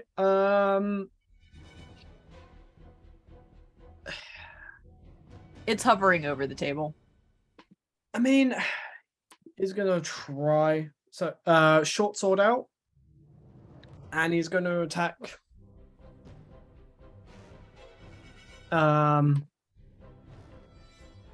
Oh, hold on. Yeah, no, it's fine. Yeah, so work is actually out and slicing, just once. Okay. 15. 15 hits. Okay.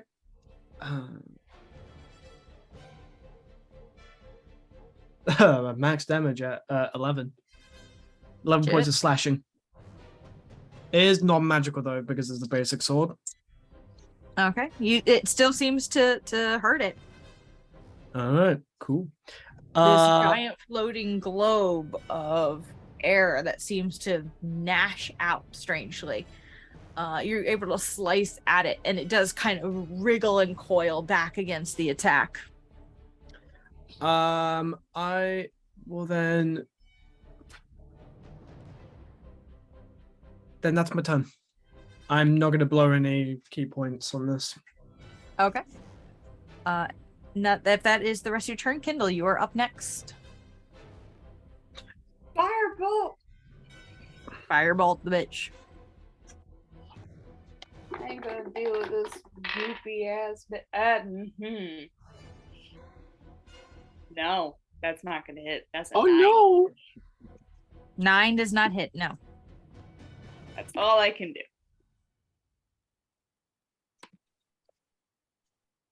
All right.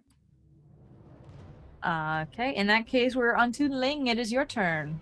I'm going to get my maul into readied position and charge at it and do a flop right on its head as best I can. Doesn't really have a head. It's kind of like it's almost like a giant ball of static energy, just kind of floating in the air. Ooh, in that case, I'm gonna swing like a baseball bat. Just get that maul head right in the center of it. Okay. Attack is +6. 17 to hit. 17 hits. All right. 9 points of damage, bludgeoning, I believe. Yes. All right. Bonus action. Sorry, I haven't played Paladins before. That's okay. Nope, I think I'm good. Okay. Just gonna stay right up in there. In that case, Jinx, you are up next. I'm Jinx. You are. You can see some fluctuation in that static of it. That it's probably not doing great. It's rough. So Jinx, when he kind of like pushed himself away from the book, would have done like if he was sitting down, he would have had the chair tilt backwards, rolled backwards, and sort of like propped himself up against the wall. Okay. In like kind of like action pose, and then can I tell if this thing is hostile? Make an insight check on the ball of energy. 23. From the way it lunged at you, it definitely seemed hostile. Okay.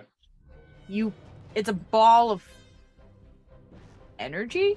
It's hard to tell like why it's hostile, but it's whatever it is. It definitely seems like it's attacking. Well, good, because it's gonna make a wisdom save. Okay. Unless the insight check was my turn. No, it's not your turn. Okay. I'm not that mean. Listen, this is our funsies campaign. Yeah. This is our funsies campaign. We do shit for funsies. Funsies. That's why we have a vampire who can talk to a bat while in human form. Yeah. Fuck. Okay. Now that one's on the floor. Okay, well that's I have a pile of d20s next to me, so it's like easy to just ignore. Oh, okay. I thought you meant a pile of them on the floor. No. I have a pile of them on the table, so I can just. Uh-oh. Uh-oh. So it's saved. Most definitely saved. Are you sure? It rolled a natural 20. Okay, because I mean, 14, I did not mean for that to happen. 14 isn't always less than 20. Like if the 20 is a negative. No, it rolled a 7. Shit, You guys are now gonna know, like, because it's on my book, you're gonna know what this creature is called, but that's not a Is problem. anyone near me that can hear me whispering? I'm up next to the thing. Over in the corner, you kind of see like Jinx is kind of like, it looks like he's like whispering to himself, but he's actually like casting. He's like, let the bodies hit the floor. Jesus. Nice. Let the bodies hit the. And then normally in the mind of this creature, they would hear the like the hard like It's raining.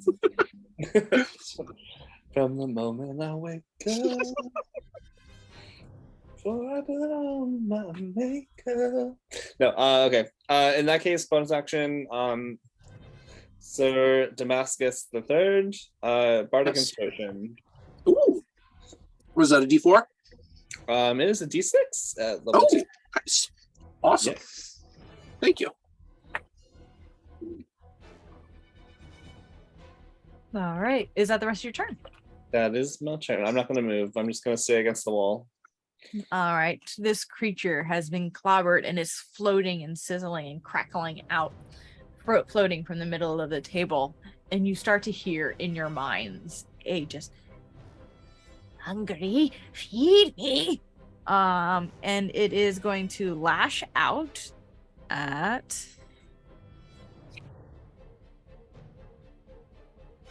Probably the tiny rolling little fuck. a d6 makes no sense. We need to roll a d4 because there's 4 of you, or this d8 because that works too. 1, 2, 3, 4, 5, 6, 7, 8. Oh, I apologize. It does still take half damage from that. Oh, okay. What does it take?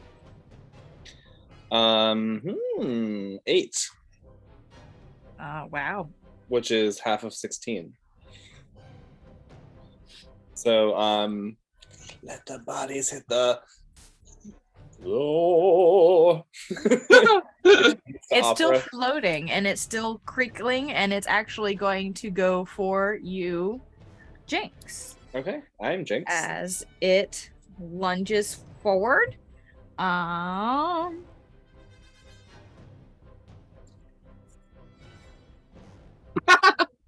Does a 16 hit you? Just barely, yes. All right. I need you to make a con save for me. Ooh, I'm not good at those. Okay. I picked the right person. Hooray! I'm in danger. I mean, I shouldn't be so excited. That's okay. 17. That's not too bad. Hey, the DM deserves funsies too. Yeah, this is about funsies, remember? Besides, my rolls are trash. That's not much.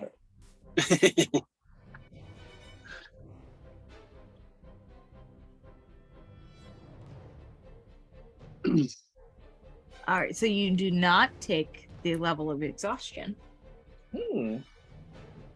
Evil. As it attacks you, Oh.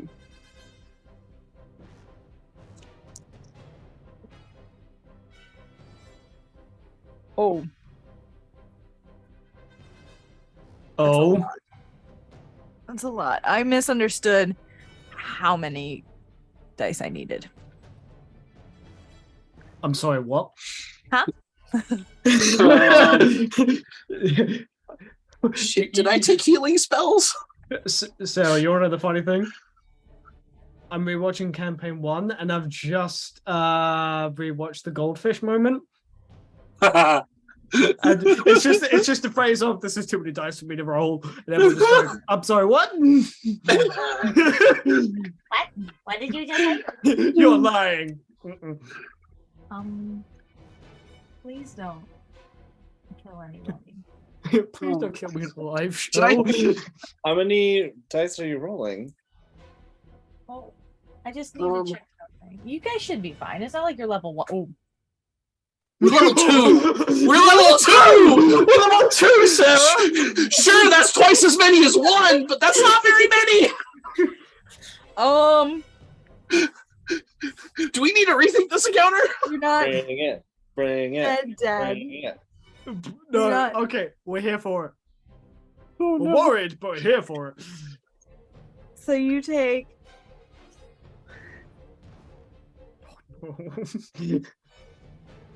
do I have this? This. Just tell us. Just tell us. 22 points of necrotic damage. Wait, how much? That's almost my entire hit point total! How much did you say? 22.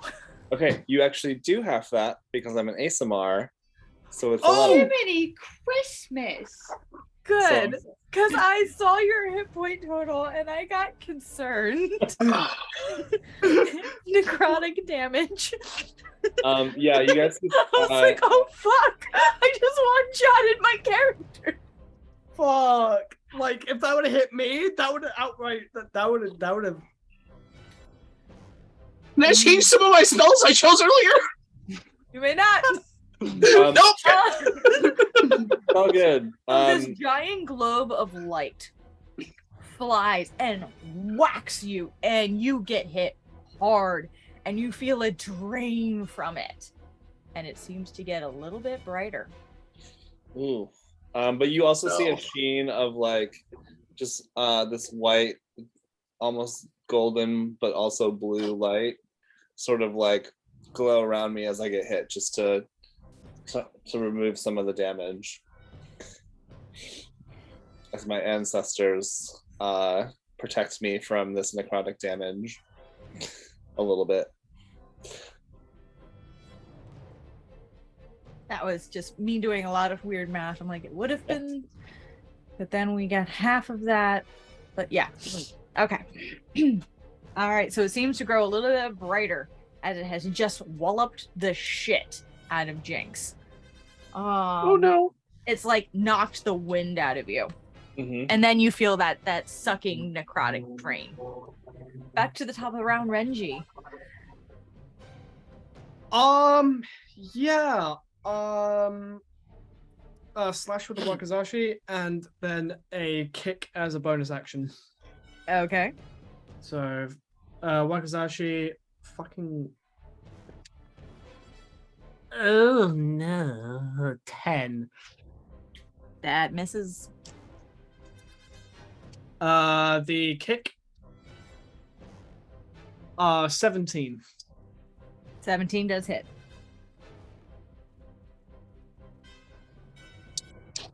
Uh, 9 points of bludgeoning damage. Okay. I can math. You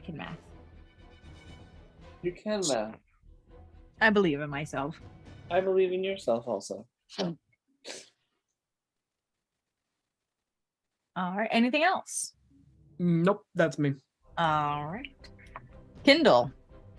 Yeah. You're Firebolt. up. Huh? Firebolt. Firebolt.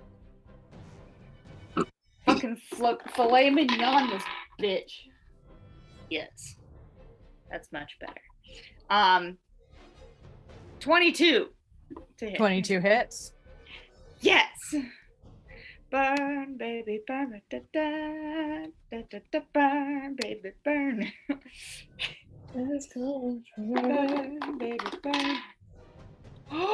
Max damage, 10 Nice. fire damage. How do you want to do this?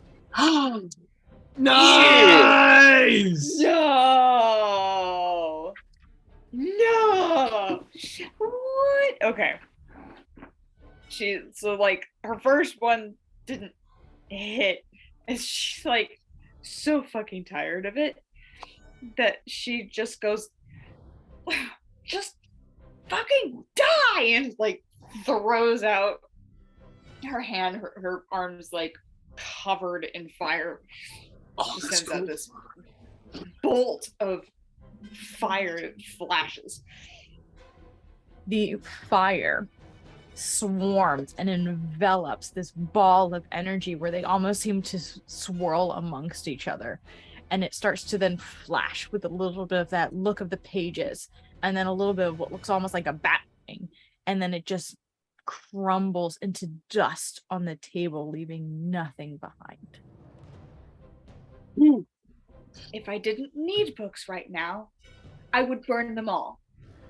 I'm gonna have to report this. Fuck, who do I report this to? What the fuck just happened? I'm sorry, I didn't realize that the books were enemies. They shouldn't be.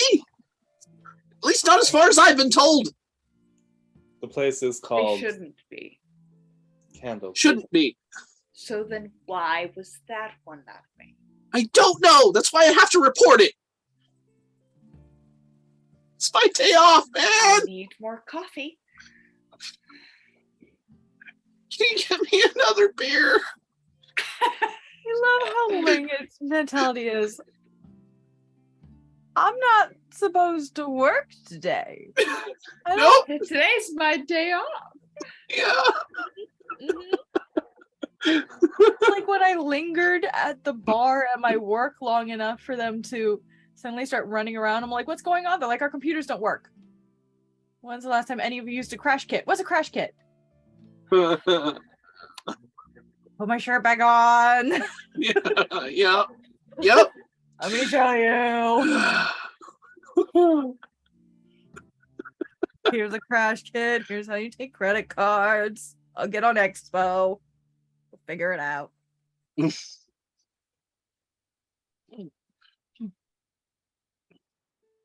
So, you now stand in the now quiet room. The rest of the books are intact if thrown around, but don't seem to be making any moves. You have the pile of ash on the table. I want to grab each book and insight check it. Roll an insight check. Just roll one insight check. Okay. Did anyone else take damage? 9. I think you're the only one. No, I don't think any. I didn't take damage at least. And only got one attack out, so. Yeah. I Which can is help with good. that. So this thing Oh, does okay. 4d6 plus 2 necrotic damage. Jeez. Oh my You want, god. you want to say that with your whole chest? I'm just kidding. I just killed myself for 11 with cure wounds. Oh, okay. I mean, it's not. It just needs to really hit. That's all. When it hits, stay out of its way. Apparently. Yeah. Yes, and now you're in the nice quiet room, inspecting the books. And what did you roll? 9. 9. As in no. None of them seem to be doing anything. You glare at those books. You feel awful safe. But they are just books. Well, these appear to just be normal books.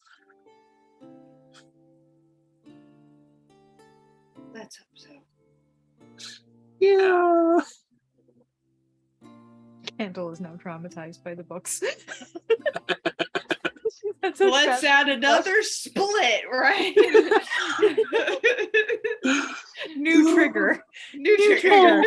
Books. Books. Where are Oh, you? no. A library. Oh no. Honestly, if she gets attacked by more books, she just might have to roll a wisdom save every time that she wants to go with the freaking library.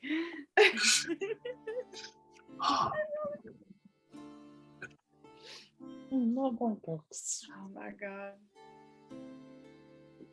Anyone else want to do anything?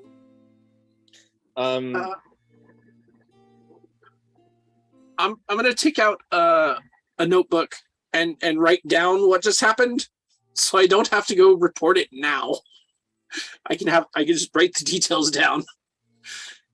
Alright. Quick question. Pardon me. Been a very long day. Can Kindle find any information about where this nameless magical person may be with all of their There's no Magicalness. reports as to where this this will be retro. Unless you're planning on sitting down after this and just going back to your book.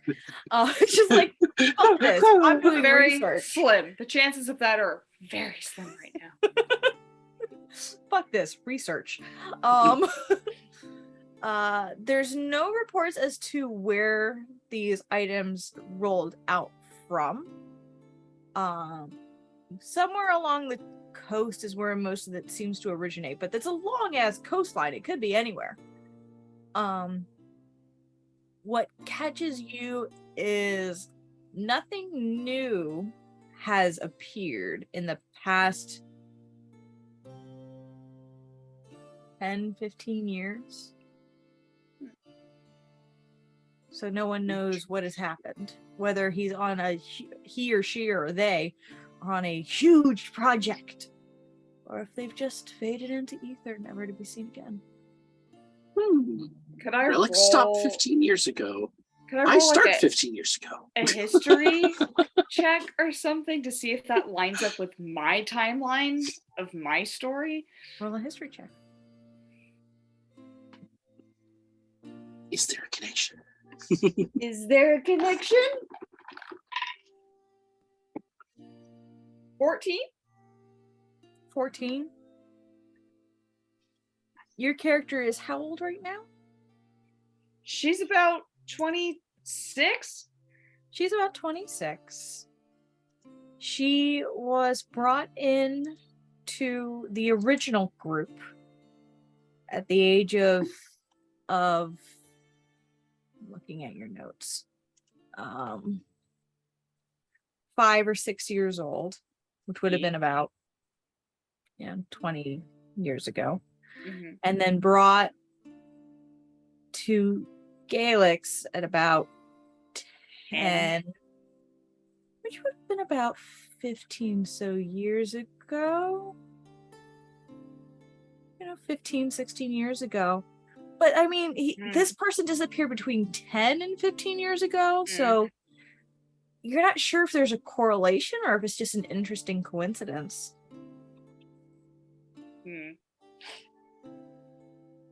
I shall remain suspicious. Do you say any of this out loud? Or are you keeping it all to yourself?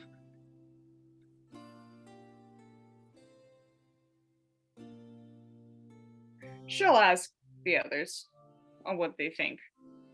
Or if they've heard anything about this mysterious person. No, I don't think so. No, but the timing might be odd. All the you say they stopped about 15-ish years ago. Things showing up. Yes. I showed up about 15 years ago. And as they're doing this, their chin just kind of elongates, so they have more More to stroke. Love it. Interesting. Ryan. Wisdom save, please. Uh-oh. Jinx. What? I did just also text you, but you weren't looking at your phone. That's because my Plain. phone is still with the Uber driver from this morning. You're fine. Chance. Yeah. Oh, that's right. Sorry. Oops. Oh, but I do have Facebook open. I just didn't see it. Sorry.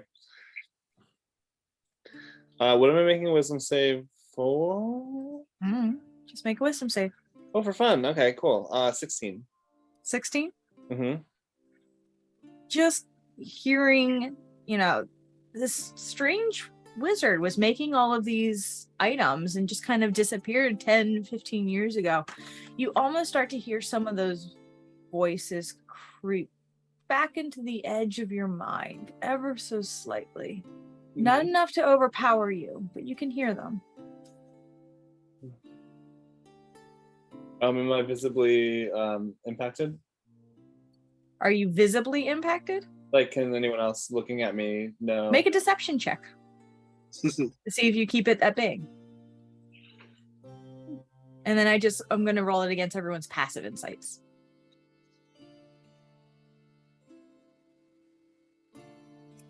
14. Passive is 13. Same. Renji, passive insight. Passive insight.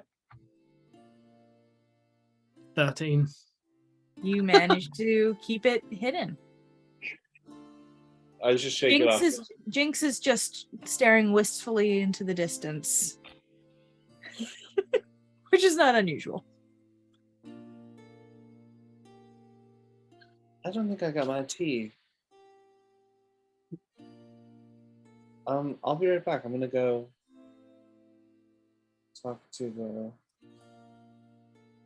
Genasi. Does anyone else want anything? Yeah, I'll take another mead, or actually a mead. I had a beer earlier. I will. Yeah, I can do that.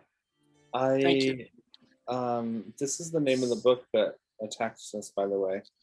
Thank you. And they write Put it some down. notes. Yes. You write down the name of the book, which is Mazfroth '. So Masfroth's Mighty Digressions. Okay.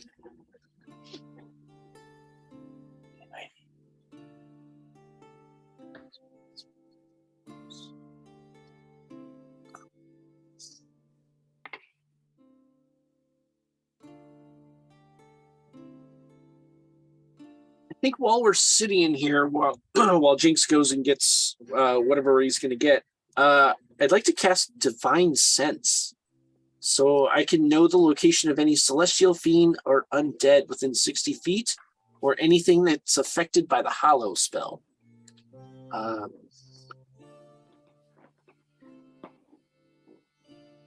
Celestials, elementals. In the room, you would know this. In that room, it's a demi-plane.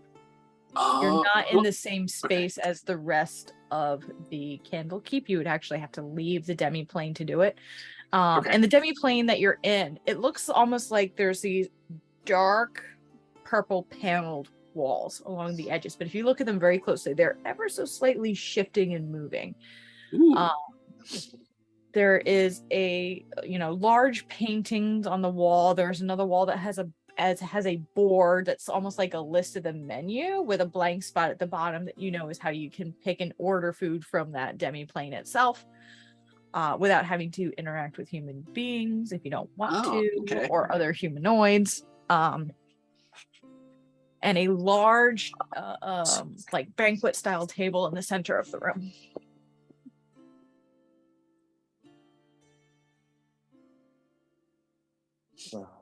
But you head out and get your beer. Do you cast the spell while you are out of the demi-plane?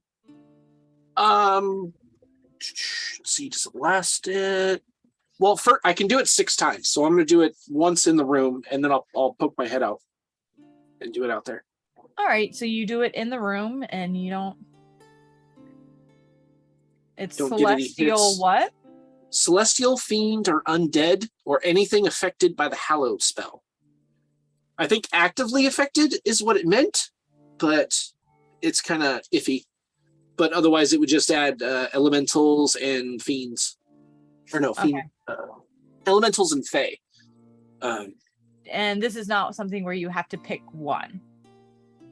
No. Okay. You do get the slightest celestial glow from Jinx. But it doesn't seem like it's just like, that's weird. Make an arcana check as well, just for shits and Okie giggles. dokie. Ooh, 22. It's not quantifiable by any of those, but there is a darkness, like a dark aura around Renji. Okay. But it doesn't seem like any of those things that you listed. Okay. But there's just something off that you barely register out of the corner of your eye. Yo, why are you so dark, bro? How long do you have? I don't know about Hey, Renji, do you know you have I don't mean to frighten you or anything, but kind of a veil of darkness around you. He doesn't give you a death step, but he gives you a. You get a sense of glee, perverse glee, just in your mind. Go on, explain it. Don't stop. Apologize.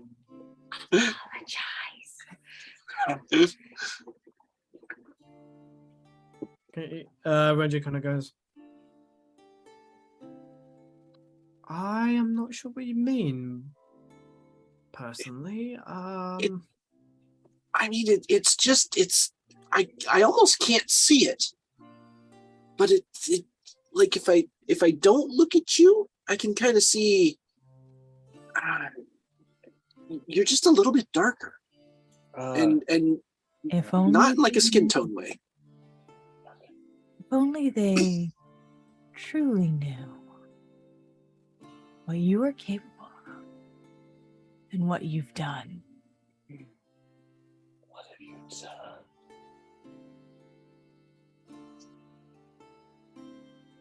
Well, if it's only a little bit, then I'm sure it's nothing to be concerned about. But I appreciate you letting me know. Yeah. You seem go very stoic now, just very brick wall, very logical answers now. Yeah, no problem. Just wondering if you knew. 'Cause I haven't seen that before. Well, I know now. Thank you.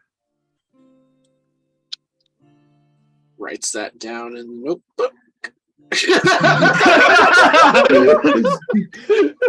Kendall just has her coffee and she's Ling like, will remember this. cool. Good to know. He takes his sword from the table and slips it back into his belt. And No.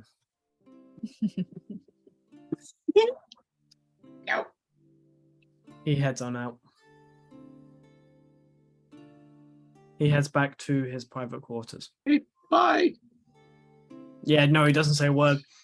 Yeah, just okay. Bye. Didn't want to play longer. Renji, I was gonna. Okay.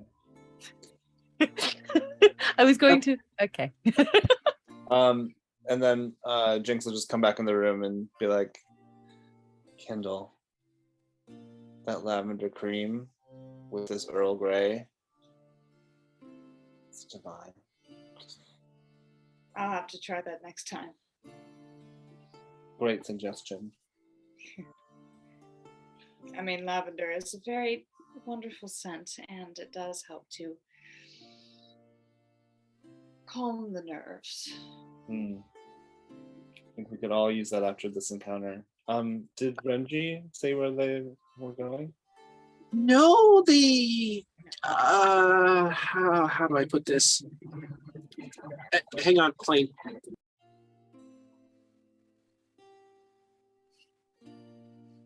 Airport problems. Sorry, I could tell that one was going to get really loud, and it did. Oh yeah, I live by airport as well. So Yeah, I live right in the landing path for Boeing. So I kind of did a little bit of sensey stuff for detecting good and evil things, and I didn't really notice anything except for just like out of the corner of my eye, Renji had this like slightly darkness about him. So I mentioned it to him, right? He got a bit stiff and just kind of walked away. Oh. Yeah. You're celestial, by the way. Did you know that? Yeah, I'm Asamar. The dyed hair and the lip ring sort of hide it, but Neat. I don't know what that is, but that's neat. yeah, it's kind of like I don't know, an ancient bloodline. Oh, neat. perhaps Still wonder what I am. perhaps Renji just hasn't had the time to properly warm up yet. Possibly. Very possible. Seems a little socially awkward. We're all dealing You with have Aren't we no all? idea.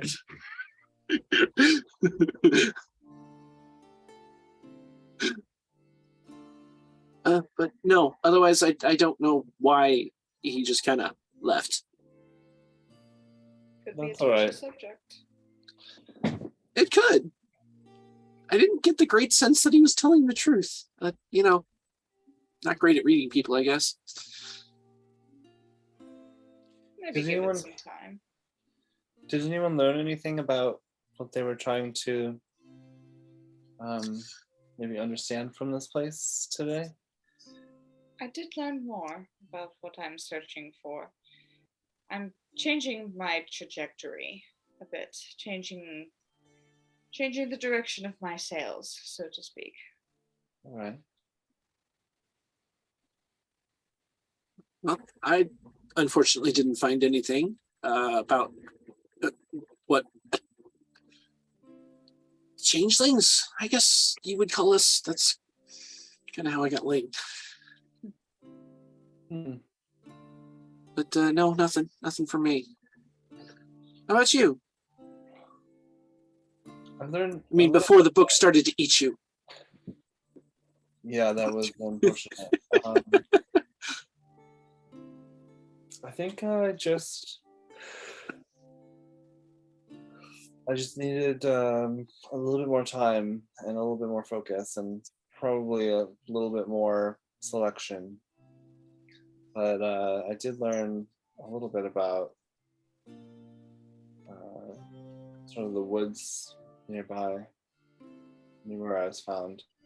You mentioned, sorry, Kindle, was it, that mentioned a nameless mage? Yes. Someone who made many different magical inventions. However, they did not name them nor give out their name. They just kind of disappeared, so to speak, about 10, 15 years ago. Interesting. Do you think that perhaps they're still alive? There's a possibility, however. I'm not exactly sure if he or she or they are still around.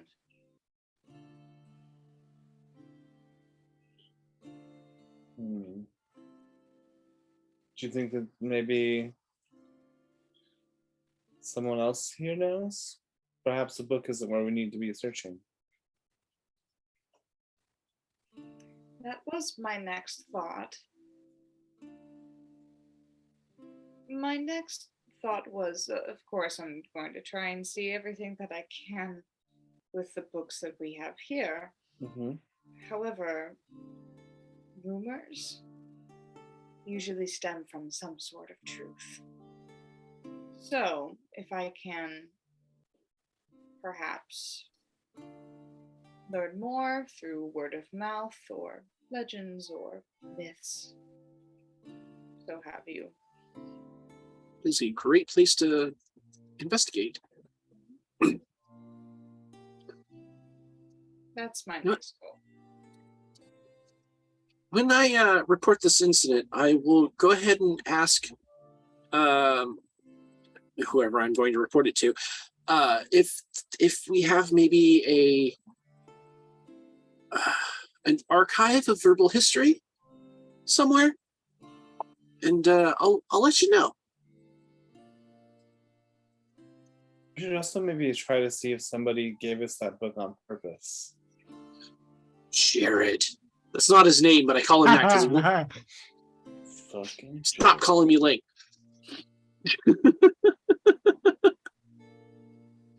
At this Mitch. point, Sorry, Mitch, real Kindle's- quick, just check your phone. Continue. at this point in time, Kindle is like starting to like get a flare up. Like getting kind of itchy. And she's like, if you do excuse me, I have something to attend to. I shall be in my chambers, however, if you need me. Sure. It's nice meeting you. Nice to meet you as well. She's starting to like sweat a little bit. It's like, oh, great. Here we As go you're again. starting to head out, just do me a favor real quick and just make a con save. Oh boy. Great. Do we have another battle tonight? Save, con save. Okay.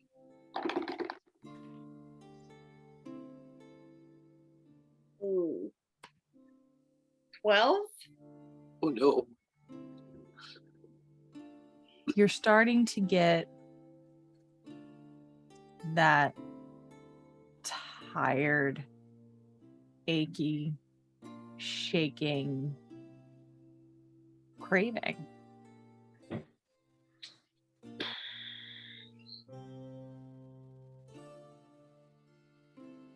Sometimes you feel better if you utilize like the bathhouse, if you want to go that way. You can also lay down. It's totally up to you. But you know that you need to get somewhere out of a crowd soon, or it's going to be a little bit more obvious. Yeah. And as you start to walk out of the demiplane, little one actually pokes his head in, just like, so as you're starting to walk out, he's just like, oh, excuse me, Kindle. Evening, morning. Was everything all right in here? Oh, hey, Littlefoot, how's it going? Little one. not Little one, sorry. Littlefoot, Had a little bit too much. totally different. Yeah, nope, wrong. That's my bad. Sadly for the Little one. Yeah. Hey, little one, how's it going? How's it going? You're gonna be with me. No, things weren't all right here a moment ago. So looking a little upset. I wanted to be sure everything was all right. have you heard of the tome Masfroths Mighty Tome? I look at my notes, scribbled as they are. I think it's Masfroths Mighty Tome. Vaguely, I have, and he always has his own book under his arms, and just kind of like cuddling it as he's thinking. He goes, I believe that's one of the newer additions to the library. Not something that I've had a chance to read as of yet, but Yeah. Apparently, we need to do a little bit more screening on our new additions because that one came alive and almost killed us. It turned into like this weird fuzzy plasma energy ball thing and nearly sucked the life out of my new friend Jinx. It was disgusting. It was. It's all right. I burned it though. She did. It was fantastic. Thank You're welcome. Probably best to report that to someone. Yeah. Yeah, the someone is who I don't know. I knew. Well, at the very least, she looks through her book. At the very least, likely one of the master sages would be a good bet, I believe. Yeah. Perhaps Daryl or Eli could help you with that. There's All right. Yeah. figures around. I'm not sure. I've not read it myself, so I don't know exactly which category it would fall under. Yeah. Jinx, you read the most of it before it tried to eat you. What category would you say that was? Angry. The angry category.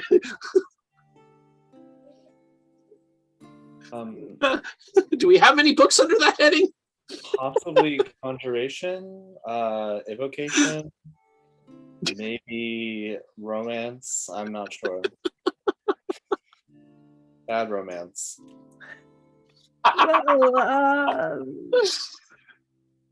Well, if it's romantic, then maybe Doral will be able to help you, as they tend to have more expertise in poetry, music, things like that. If it's magic in origin, then perhaps one of the archmages would be a better guess. Teles worked specifically with the weave and things of magical nature. Well, I'm sure if I bring it to one of them, they'll know who to take it to if it's not them. But that's tomorrow. I'm supposed to be off today. I don't think your schedule is the important part in this. I really can't. I mean, It depends. Are they paid hourly? oh, I was gonna say, wait, paid? So, We- so that was bartending me. Yeah. Like, I'm sorry, if Yeah. you're paid hourly, your schedule does fucking matter. Mm-hmm. Wait, do we get paid, little one? I don't actually work here. I just spend all of my time here. So Oh, that would make more sense why you're more friendly than basically anybody else. okay. And with that,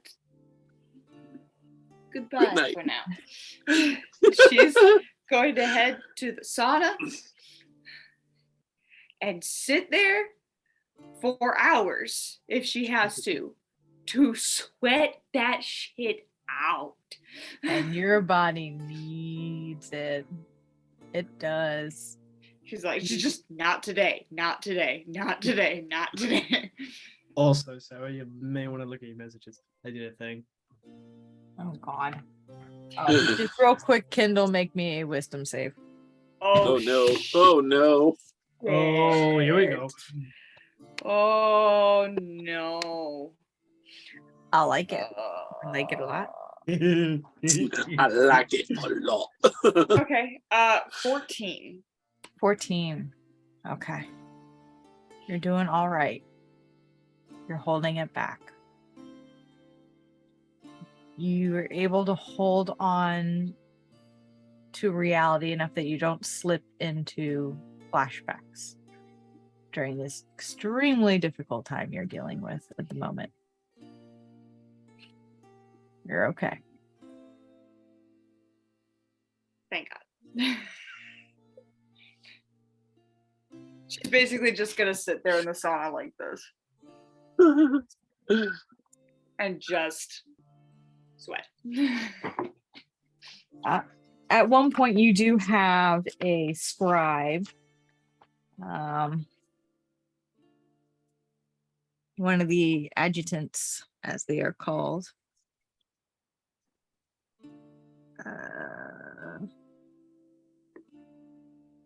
Yeah, actually, probably would be. Irony, the 15-year-old tiefling, kind of comes over and is like, "You good?" Yes. Could I get a glass of water? Yeah. Need anything stronger? No, Ice water. just water, please. All right. I'll be back. Not having any replacements right now. No replacements. He does eventually come back with some water. She will take the water. And they don't bother you, but they just kind of linger nearby if you need them. Whenever she ends up feeling better, she'll head into her room and take a fat nap. Which I'm assuming you also want to do. Yes. So that she can delay the effects. Mm-hmm. Yeah. I could get some Dark. sleep. Nice dark chamber. My room's about to be a nice dark chamber. I'm gonna fall asleep. Yeah, and you're able to get a nice long rest. Yeah. I'll see you guys later. Enjoy. Good night. Bye. Bye, guys. I do have to go in like the next 20 minutes or so. That's totally fine. Stupid outside lands. Are you all going to do anything or? I apparently have to go report this to one of the peoples. Right. Jinx, what are you doing? Jinx is still in the room, just kind of like poring over books and enjoying their tea. Okay. Renji was going to have a conversation, and then we'll jump back to the other two. That's fun. Did you want to have that conversation with the group here as you go into your private chambers? Yeah, sure. Like, above table. Like, I know that these people are not going to metagame, and they'll enjoy the drama. All right. I mean, we could always make it a private thing. I don't care. That's part of the fun of this game. We can do what works best for you guys. Oh, I'm fine with them enjoying the drama. So you enter your private chambers. And change the music to something that works better for this mood. That was probably good. You enter the chamber and you sit down and bring out the blade. I do unsheath it. Okay. Make a wisdom save for me, please.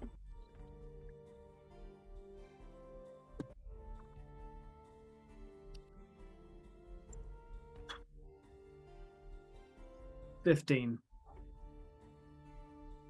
You unsheath it. And as you blink, it's almost like the room around you has disappeared and you're just sitting, kneeling on the ground. Blade in front of you still present, but everything else is gone. It's a void. You just hear a well, that's nice.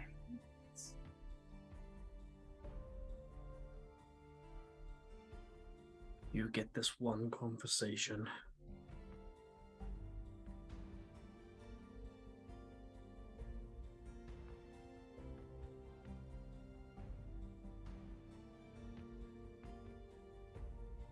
I know not your purpose or why you bring out something dark in me. Why? I bring up nothing. I emphasize what is there. This is within you. You made the decision to slaughter as you've done. Not me. I had no other choice. Didn't you? Are you so sure? And let him run around, corrupted as he was, slaughtering innocents? No. I knew what had to be done, and I did it with a very heavy heart. It's one thing to live with a delusion, it's another thing to take it as truth. You need to accept the darkness within you. Embrace it. You will only feel better.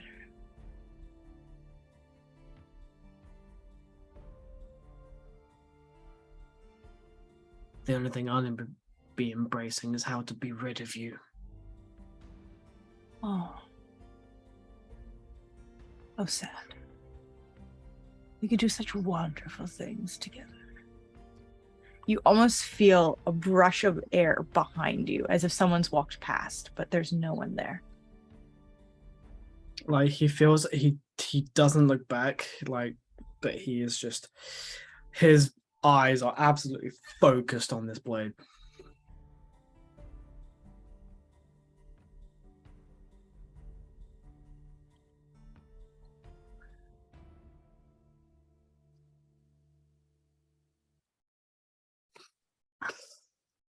Oh, this is gonna really suck.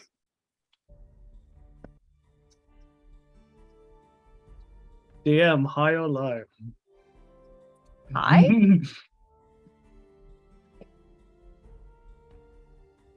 One hand grips the blade. Maybe this will quench your thirst enough for you to shut up for a while. And he slices his hand.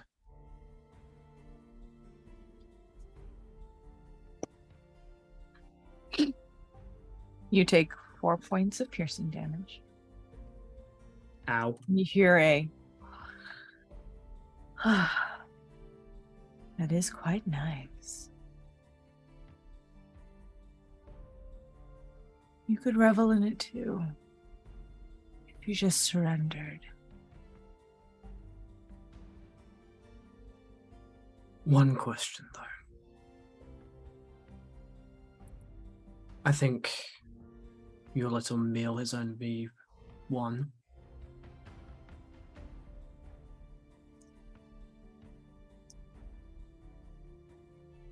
What is your name? Do you believe you've earned that? It's Jared. Slices it again across his hand. Make it a persuasion check.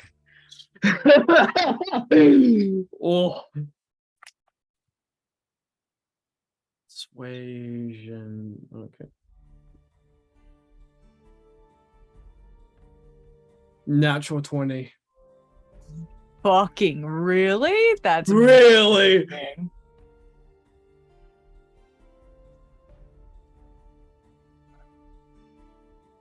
My name has changed over the years, many times over. But for the most part, they call me Senri no Shi no Odori. Dance of a Thousand Deaths.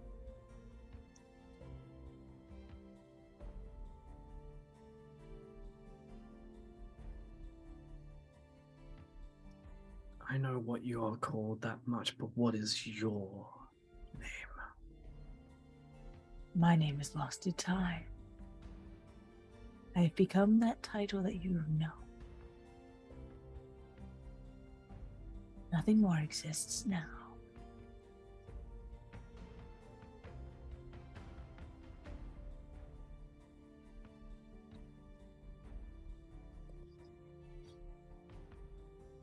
Without a word, he sheaths it. Wake a wisdom save. Because sheathing this thing is not easy, and you know that. Oh, I know. No, I know. I know exactly what. By the way, how many points do I take for the second cut? Only 2. 2. Okay.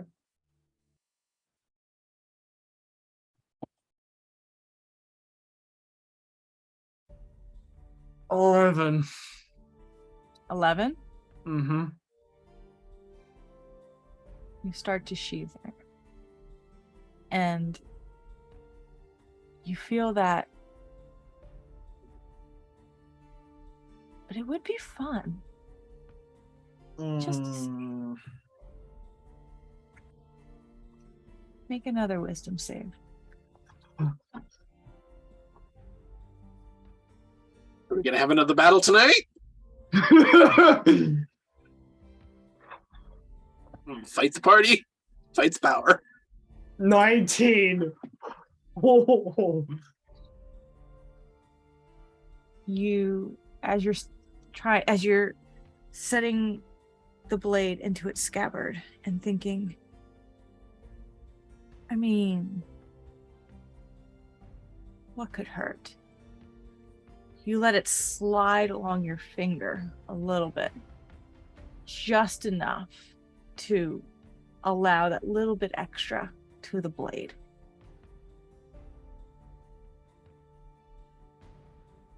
And snap back into it and snap it shut into its sheath.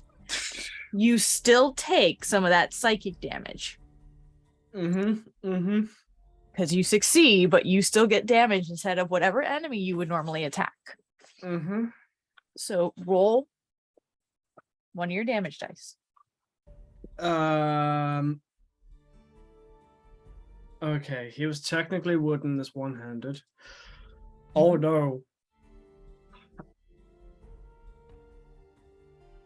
Pray that I don't hit max damage, please.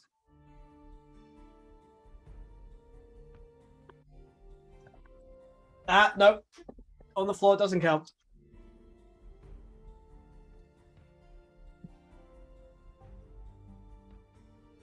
Out of the 11 hit points I have, I take 10.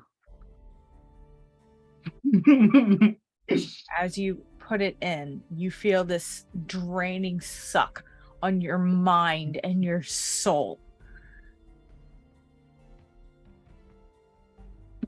I exist to take a life, and you dare put me back without it. Get used to it.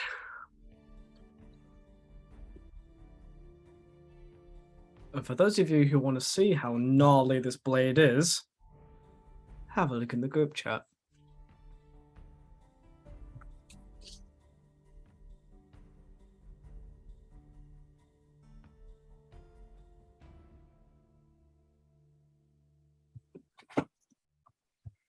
Very nice. Very nice.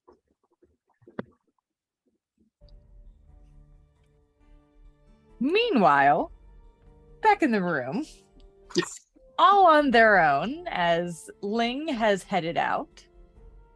Reggie, I'll let you process. 1 fucking hit point. If I roll max damage, that would have been me. That would have been me gone. No. Not like dead gone. You would have been unconscious. With no one around. Right? I would not have put death saving throws. It would have been a lesson from the blade. 1 hit point.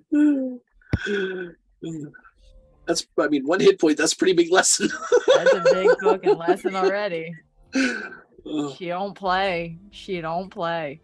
And it's definitely a feminine voice.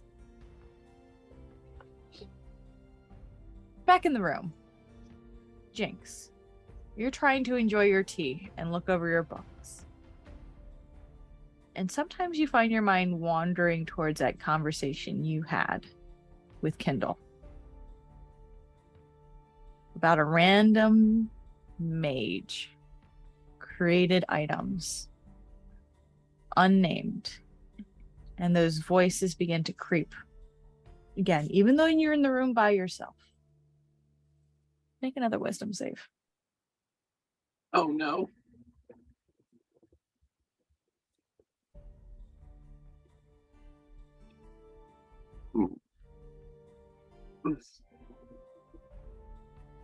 Oh shit, I'm not muted.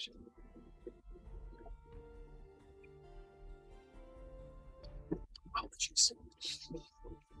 4. Mm-hmm. Those voices begin to crowd into your mind and pull into your vision, starts to tunnel as one of the voices in particular seems to just scream, "I didn't disappear anywhere." And then it goes back.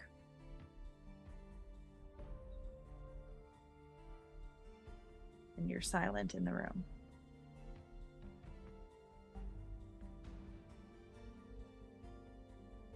And that book that you hold on you at all times just seems a little heavier for a moment. Just a moment. You're not sure if it's in your mind.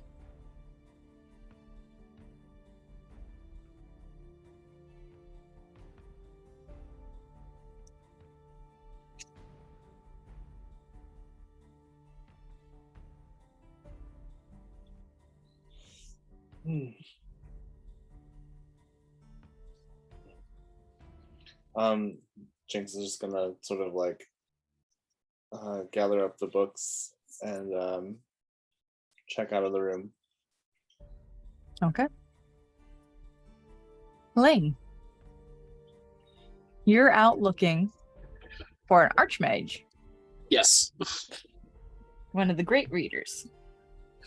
Now, the Candlekeep maintains a council of 8 great readers of all times. They're senior avowed that oversee day-to-day operations. And these erudite scholars and gifted spellcasters are chosen from the ranks of master readers. Each one is acknowledged as Candlekeep's foremost experts in a particular area. Many of them use the Master Sage stat block. That part's for me. Mm-hmm. There are other master readers that are at a lower level. There are chanters. There's the gate warden themselves, who is a archmage, but you know that their job is simply to maintain guardianship on the Emerald Gate and make sure that individuals bring books out to the gate so that no one goes into it. Got it. But you have some options. There is Eli Ivanmore, who is a human whose expertise is in divinity and the gods. Okay. There is Alchrist, who is a dragonborn, bronze, who specializes in politics, military strategy, significant battles of Toriel.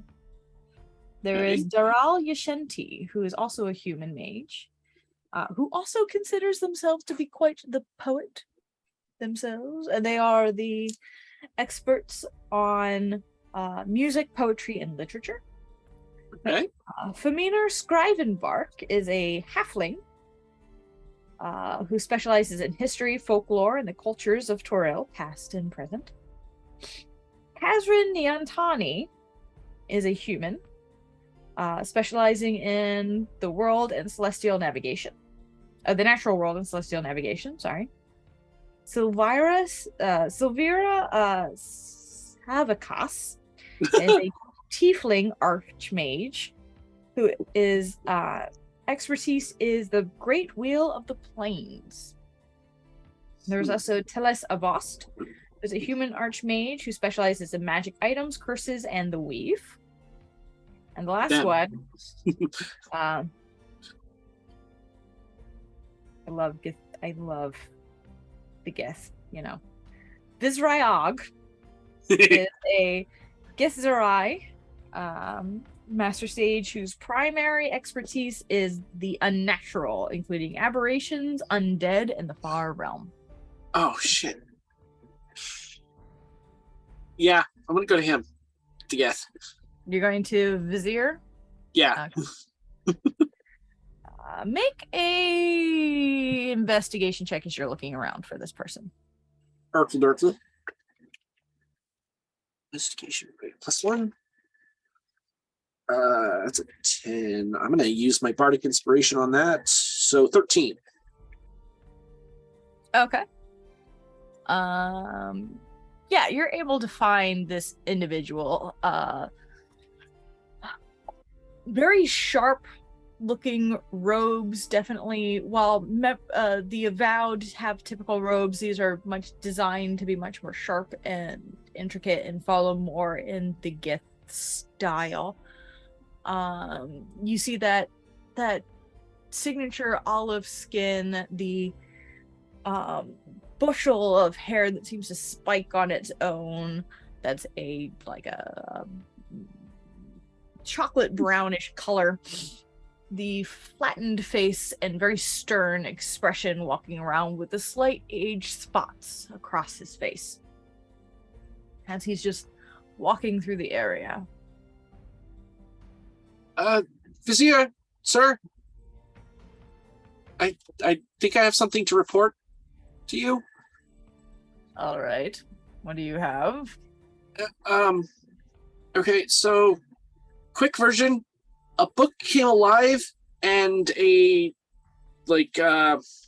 sphere of energy, like plasma almost, came out of it and attacked us while we were chilling in the in a private room at the bar. I can't remember the name of it. I'm sorry. The Hearth is the only bar. The Hearth. In a private room at the Hearth with some new friends. Littlefoot said he thinks it might have been Little One. Little One said it might be a new edition. I think it was and I checked my notes again. Masfroths Mighty Tome. Follow and talk, and turns and just begins walking. Following. And I just kind of recount what we were doing more precisely.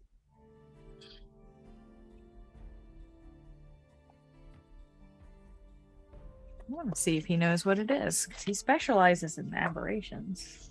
And I do have Master Sages. Oh, he's got a good plus. He's got a real good plus. He's got a really good number. Holy shit.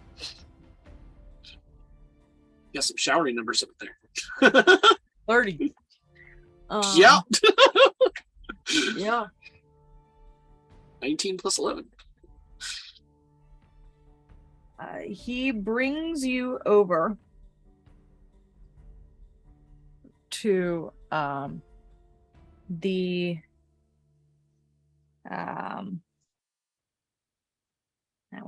that's a scholar. This one is right.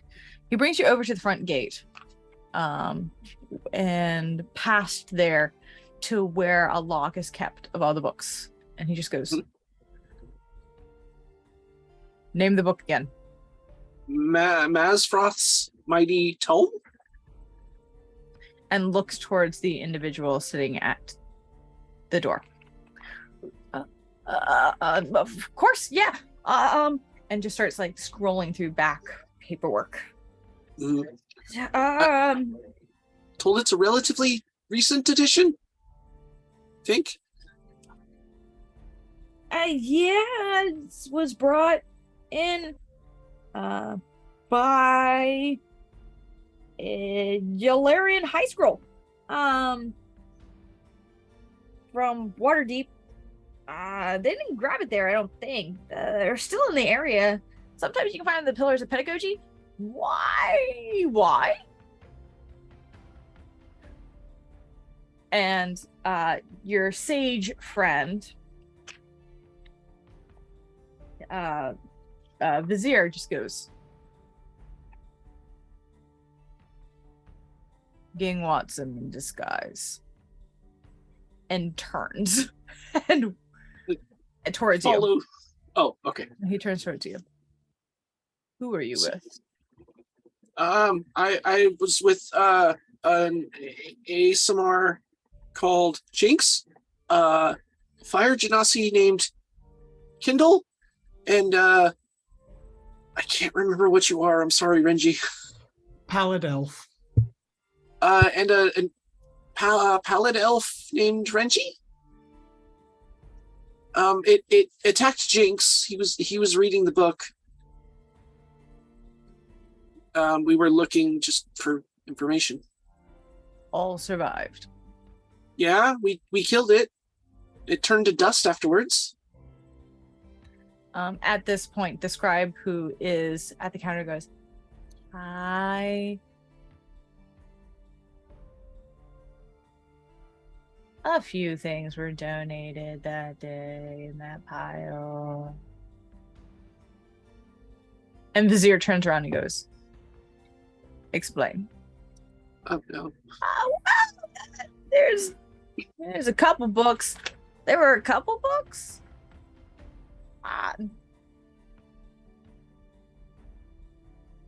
vaguely remember something being mentioned about a bookstall in Baldur's Gate that was selling these books that were really rare, and that's why they were brought. And so maybe we should look for the rest. That might help.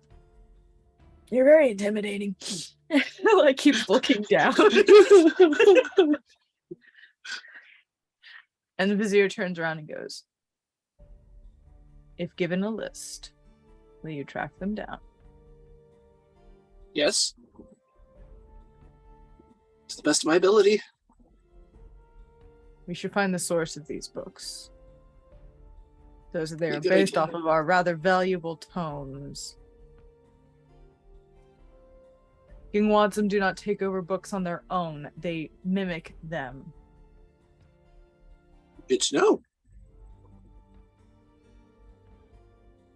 Is there any particular way of telling if they're, what did you call them? Githrinki? He's a gift Yankee. Oh, I'm sorry.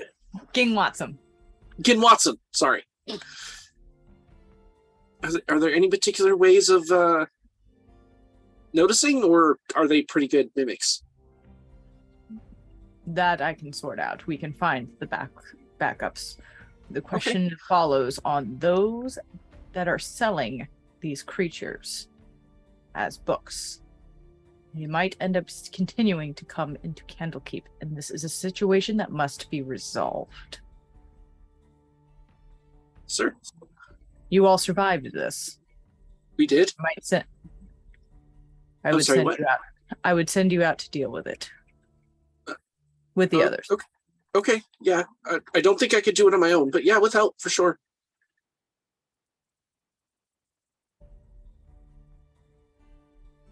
Tell them they will gain re-entry free of charge. And he just turns and walks away. Yes, sir. Yay, we get the blacklight stamp. And I'm gonna go return to Jinx, I guess, if he's still in the room, or try and find him. I'm probably on my way out at this point. Okay. Well, I'm gonna head there, and if you're not there, then I'll ask the Air Genasi if he saw where you went. No. I'll meet you at the, like, on my way out of the room. Oh, okay. Passing each other. Yeah. Jinx, good. So I spoke with one of the archmages. This is apparently called Githwatsi or Githwazi. I'm sorry, I'm drunk. And if you help me fight it, along with the others, they gave me a list. We have to find the books, destroy the books, or bring them to Vizier, and he will take care of them. But you get free re-entry into the Candlekeep. Oh, that sounds good. So his main goal is simply to get rid of whoever is supplying these books needs to be stopped. Right. Oh, okay. Because these are monsters. These are monsters that are being put out as books. Okay. He's like that. Okay. So we're not finding the books. We're going out on a mission into Baldur's Gate to find who was selling them to the person who brought them here, to make sure that none others either get here or just spread mayhem generally. But you let back in for free.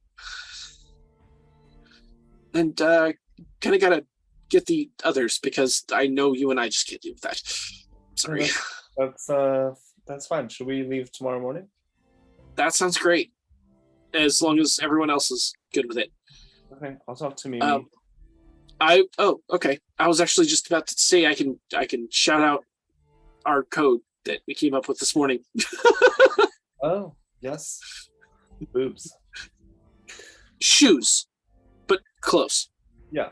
Well, I mean, I guess she did say either or. It was both. It was both. Well, we share chambers because we both like Boob shoes. But and I'll see if I can find Kendall and Renji and Okay. Yeah, I mean, Mimi is probably the only one I could find because of our little exchange this morning. I don't know where anybody else stays around here. That's all right. I'm over at the single rooms. Okay. Despite sharing it with Mimi. Okay. And I guess I'll head that way and start shouting shoes in Infernal. I will join you in Infernal. Boobs. Boobs. And we can leave it there for tonight so that everyone good place else to who wants stop. to get involved can. And you guys are welcome to head out the next morning towards Baldur's Gate. Yeah. If you need supplies, you're welcome to look for them here before you leave. You can try to get them on your route. Renji, you've never been towards Baldur's Gate, so this is going to be an interesting experience for you. And Jinx, wherever Jinx is, we can come back to. Ling, you know that heading towards Baldur's Gate brings you back towards your childhood streets. Mm-hmm. Back to a place you haven't been in years. Have I been here that long? I just started. Here, yes, but you left the streets of Baldur's Gate 2 years ago. But I still, well, yeah, I guess the streets and in living in Baldur's Gate are different. Yeah. I was going to say, I could visit Mike again.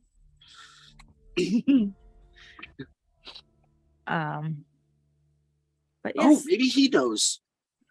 That's a good place to start. Go to Mike, see if he knows any booksellers of the unique variety. Is there anything else anyone wants to do tonight? I think Ling's good. I'll say Ling. I'll say actually, Renji, make a perception check.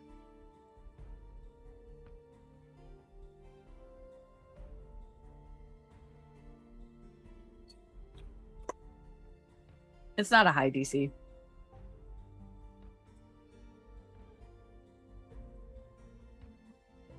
Sorry, D&D Beyond is being a bit of a bastard right now. Bear with me one moment. I might have your stats pulled up still. There we go. 10. 10? Yeah. You can vaguely hear from the courtyard someone yelling, boobs, shoes, and then other languages. Do you speak Infernal? And then you just hear strange sounds. But you're like, why is someone yelling boobs in the courtyard?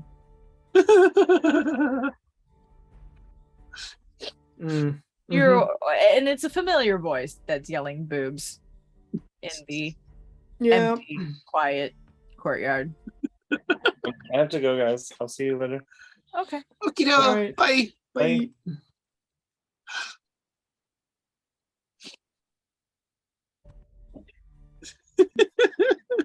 Yeah, just it's definitely a case of okay, well, that's a thing. He'll follow out and just see you stumble out. You are still very, very tired, very, very sore. Yeah. Oh yeah, I have 1 hit point. Yeah, Ling, make a perception check or an insight. Actually, it's probably better. Insight. Yes, insight is better. I caught it. 14. Renji is looking pale as fuck. And has like a cloth wrapped around their hand, but just pale. Renji, you know how earlier I mentioned you look darker? Now you look paler. What happened? You resisted unnecessarily. Do you need some healing? I can help with that. Ling, high or low? Low.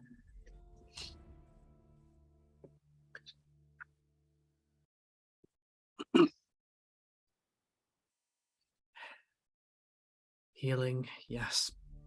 Oh, okay. And can I have your hand? And I just kind of reach my hand out. He reaches it out as well. And I just do this, and I do lay on hands, and I pump 10 hit points into him. Yeah, that'll do. Yeah. Sorry, it's not much, but it's all I can do. Oh, no, that's Oh, much look! better. You have color in your face. Which is interesting because Roger's like complexion is actually pretty pale as it is as a pallid elf. Yeah. The fact that he's even more pale, or the fact that even they are more pale than they were, is a feat. Yes. Yeah. We went past pale white to blue. No. We went past pale to neon white. Mhm. Ooh, yeah. It's the continuous always see. Oh, right. That I suffer from. That Irish It tail, cracks me yo. up because now I have like doctors. When I got my TV test, were like, it's just gonna be like on this part of your arm, and she points on her arm, and she goes, "So which one do you want it in?" I'm like,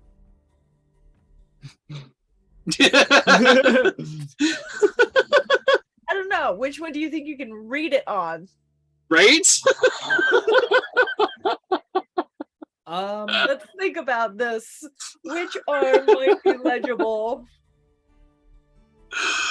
Oh. So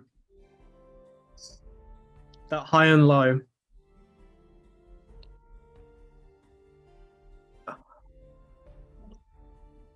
If I tell you, you have to promise. Sorry. You're good. If I tell you, you have to promise me not to tell another single soul. You look at Ling, you can tell that they are like seriously contemplating, do they have this ability?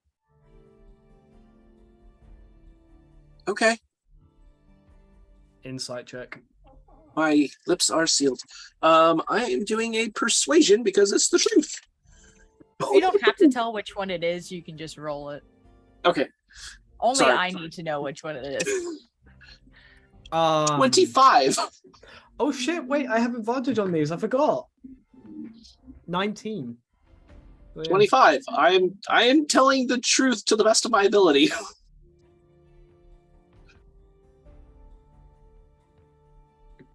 Holds out the sheathed blade. This is the reason why I'm here.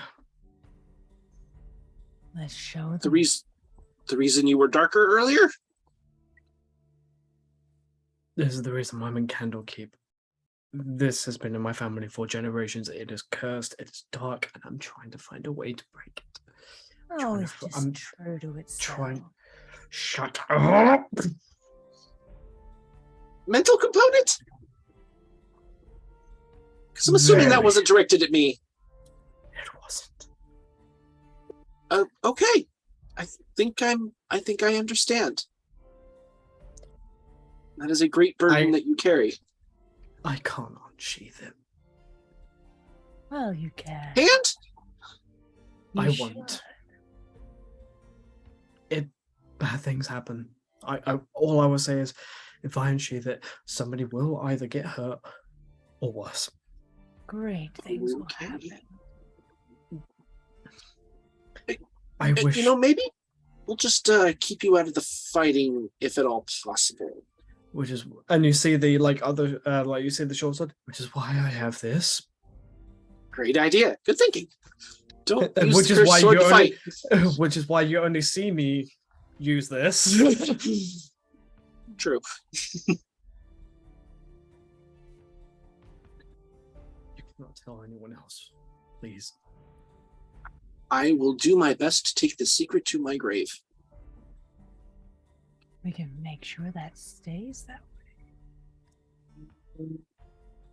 Like you, So easy. I'm gonna back up, seeing all of these emotions on his face. Just like take one step back.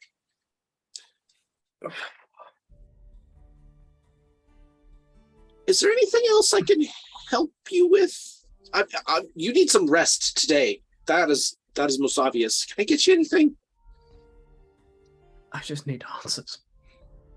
Okay. Need that stick out of your ass. So I was kind of sent here to ask if you wanted to help on a mission that would get you free admission, free readmission into Candlekeep. Yes, fine, absolutely. Okay. Would you like to know what it is, or should I leave you be? Short story. We go find a bad bookseller in Baldur's Gate. We stop them from bringing in books like we just fought. Sounds like a good plan. Cool. We're probably leaving in the morning. I will check in with you after we get the rest of the group. Very well. Oh, My lips are sealed. And just one other thing. I noticed others, and I felt awkward correcting. I'm they, them. I understand. I apologize for any slip-ups I made in the past without knowing. You did not know, and that is absolutely fine. It's new to me, so it's hard to get past that barrier of first, I understand. I identified as a woman for, I don't know, the first couple of years of the memories that I had before, changing back and forth just made it a mess. So, yeah, I understand the they, them. I gather that you're in the same boat, just the fact that you can change the fundamentals of who you are on a whim, almost. Yeah. So, which really sucks in a way because you lost who you are. That's just a whole different. That's just a whole different discussion that we do not have time for. No, we do not. Get some rest. See you in the morning, and yeah, best of luck with that battle. So you like look at the blade. You see just it has a motif of black and dark crimson. Mm-hmm. You could definitely tell it's old, but preserved well. Like only minor scuffs, wear and tear, something like that. Yeah. Kept pristine as if like heirloom, Mm-hmm. What's your passive perception? Out of curiosity. 13. Wait, perception 11. Sorry. Because he handed it out, I will say this. On the Suba, which is the crossguard of a katana, because there's a katana style. You see a Oriental demon motif. Ooh, can I make a? No, I wouldn't know anything about demons yet. I probably wouldn't have read anything. Up to you. I was going to ask if I could make a can history. roll. I would like to make a history check. This would be interesting. If you know something he doesn't, that would be really interesting. 19 plus 3, 22. Okay. You have done some research into demons, but this seems more... This doesn't look like anything you've seen in the motif. Okay. This looks like it's probably a depiction of something that's significant to Renji's family origin. This seems more cultural than actual abyssal demon. Okay.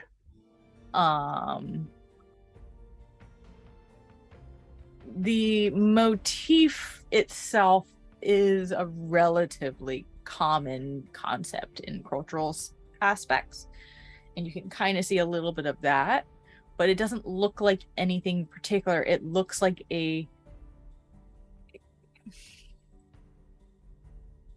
whatever it was at some point was obviously in someone's head, and then they designed it to fit their family's history and mythology. Okie dokie. It doesn't look Unique like demon. any particular demon. Okay. It's more of a unique emblem. Okie dokie. Very personal. Yeah. On that note, I will leave Renji to rest and continue on to find Mimi. All right. And with that, Renji, you have a moment of quiet as you're fucking exhausted. Oh yeah, no. As The soon head as his points head, helped you, but you're still tired. oh no! As soon as his head hits the pillow, fucking out. Yeah. With enough of a hitting the pillow out to avoid those pesky dreams that sometimes plague you at night, of memories of days not that far gone. And Ling, you're able to continue out, searching for individuals, shouting boobs into the ether. And that is where we'll call it tonight. Jinx was the boobs. I'm yelling shoes. Gotcha. And that is where we will call it a night. Awesome. Bulma is the only one that gets to be called boobs. Boobs. I mean, Bubba. Yes. Well, I hope you guys had fun. I'm gonna stop the recording here. I'd love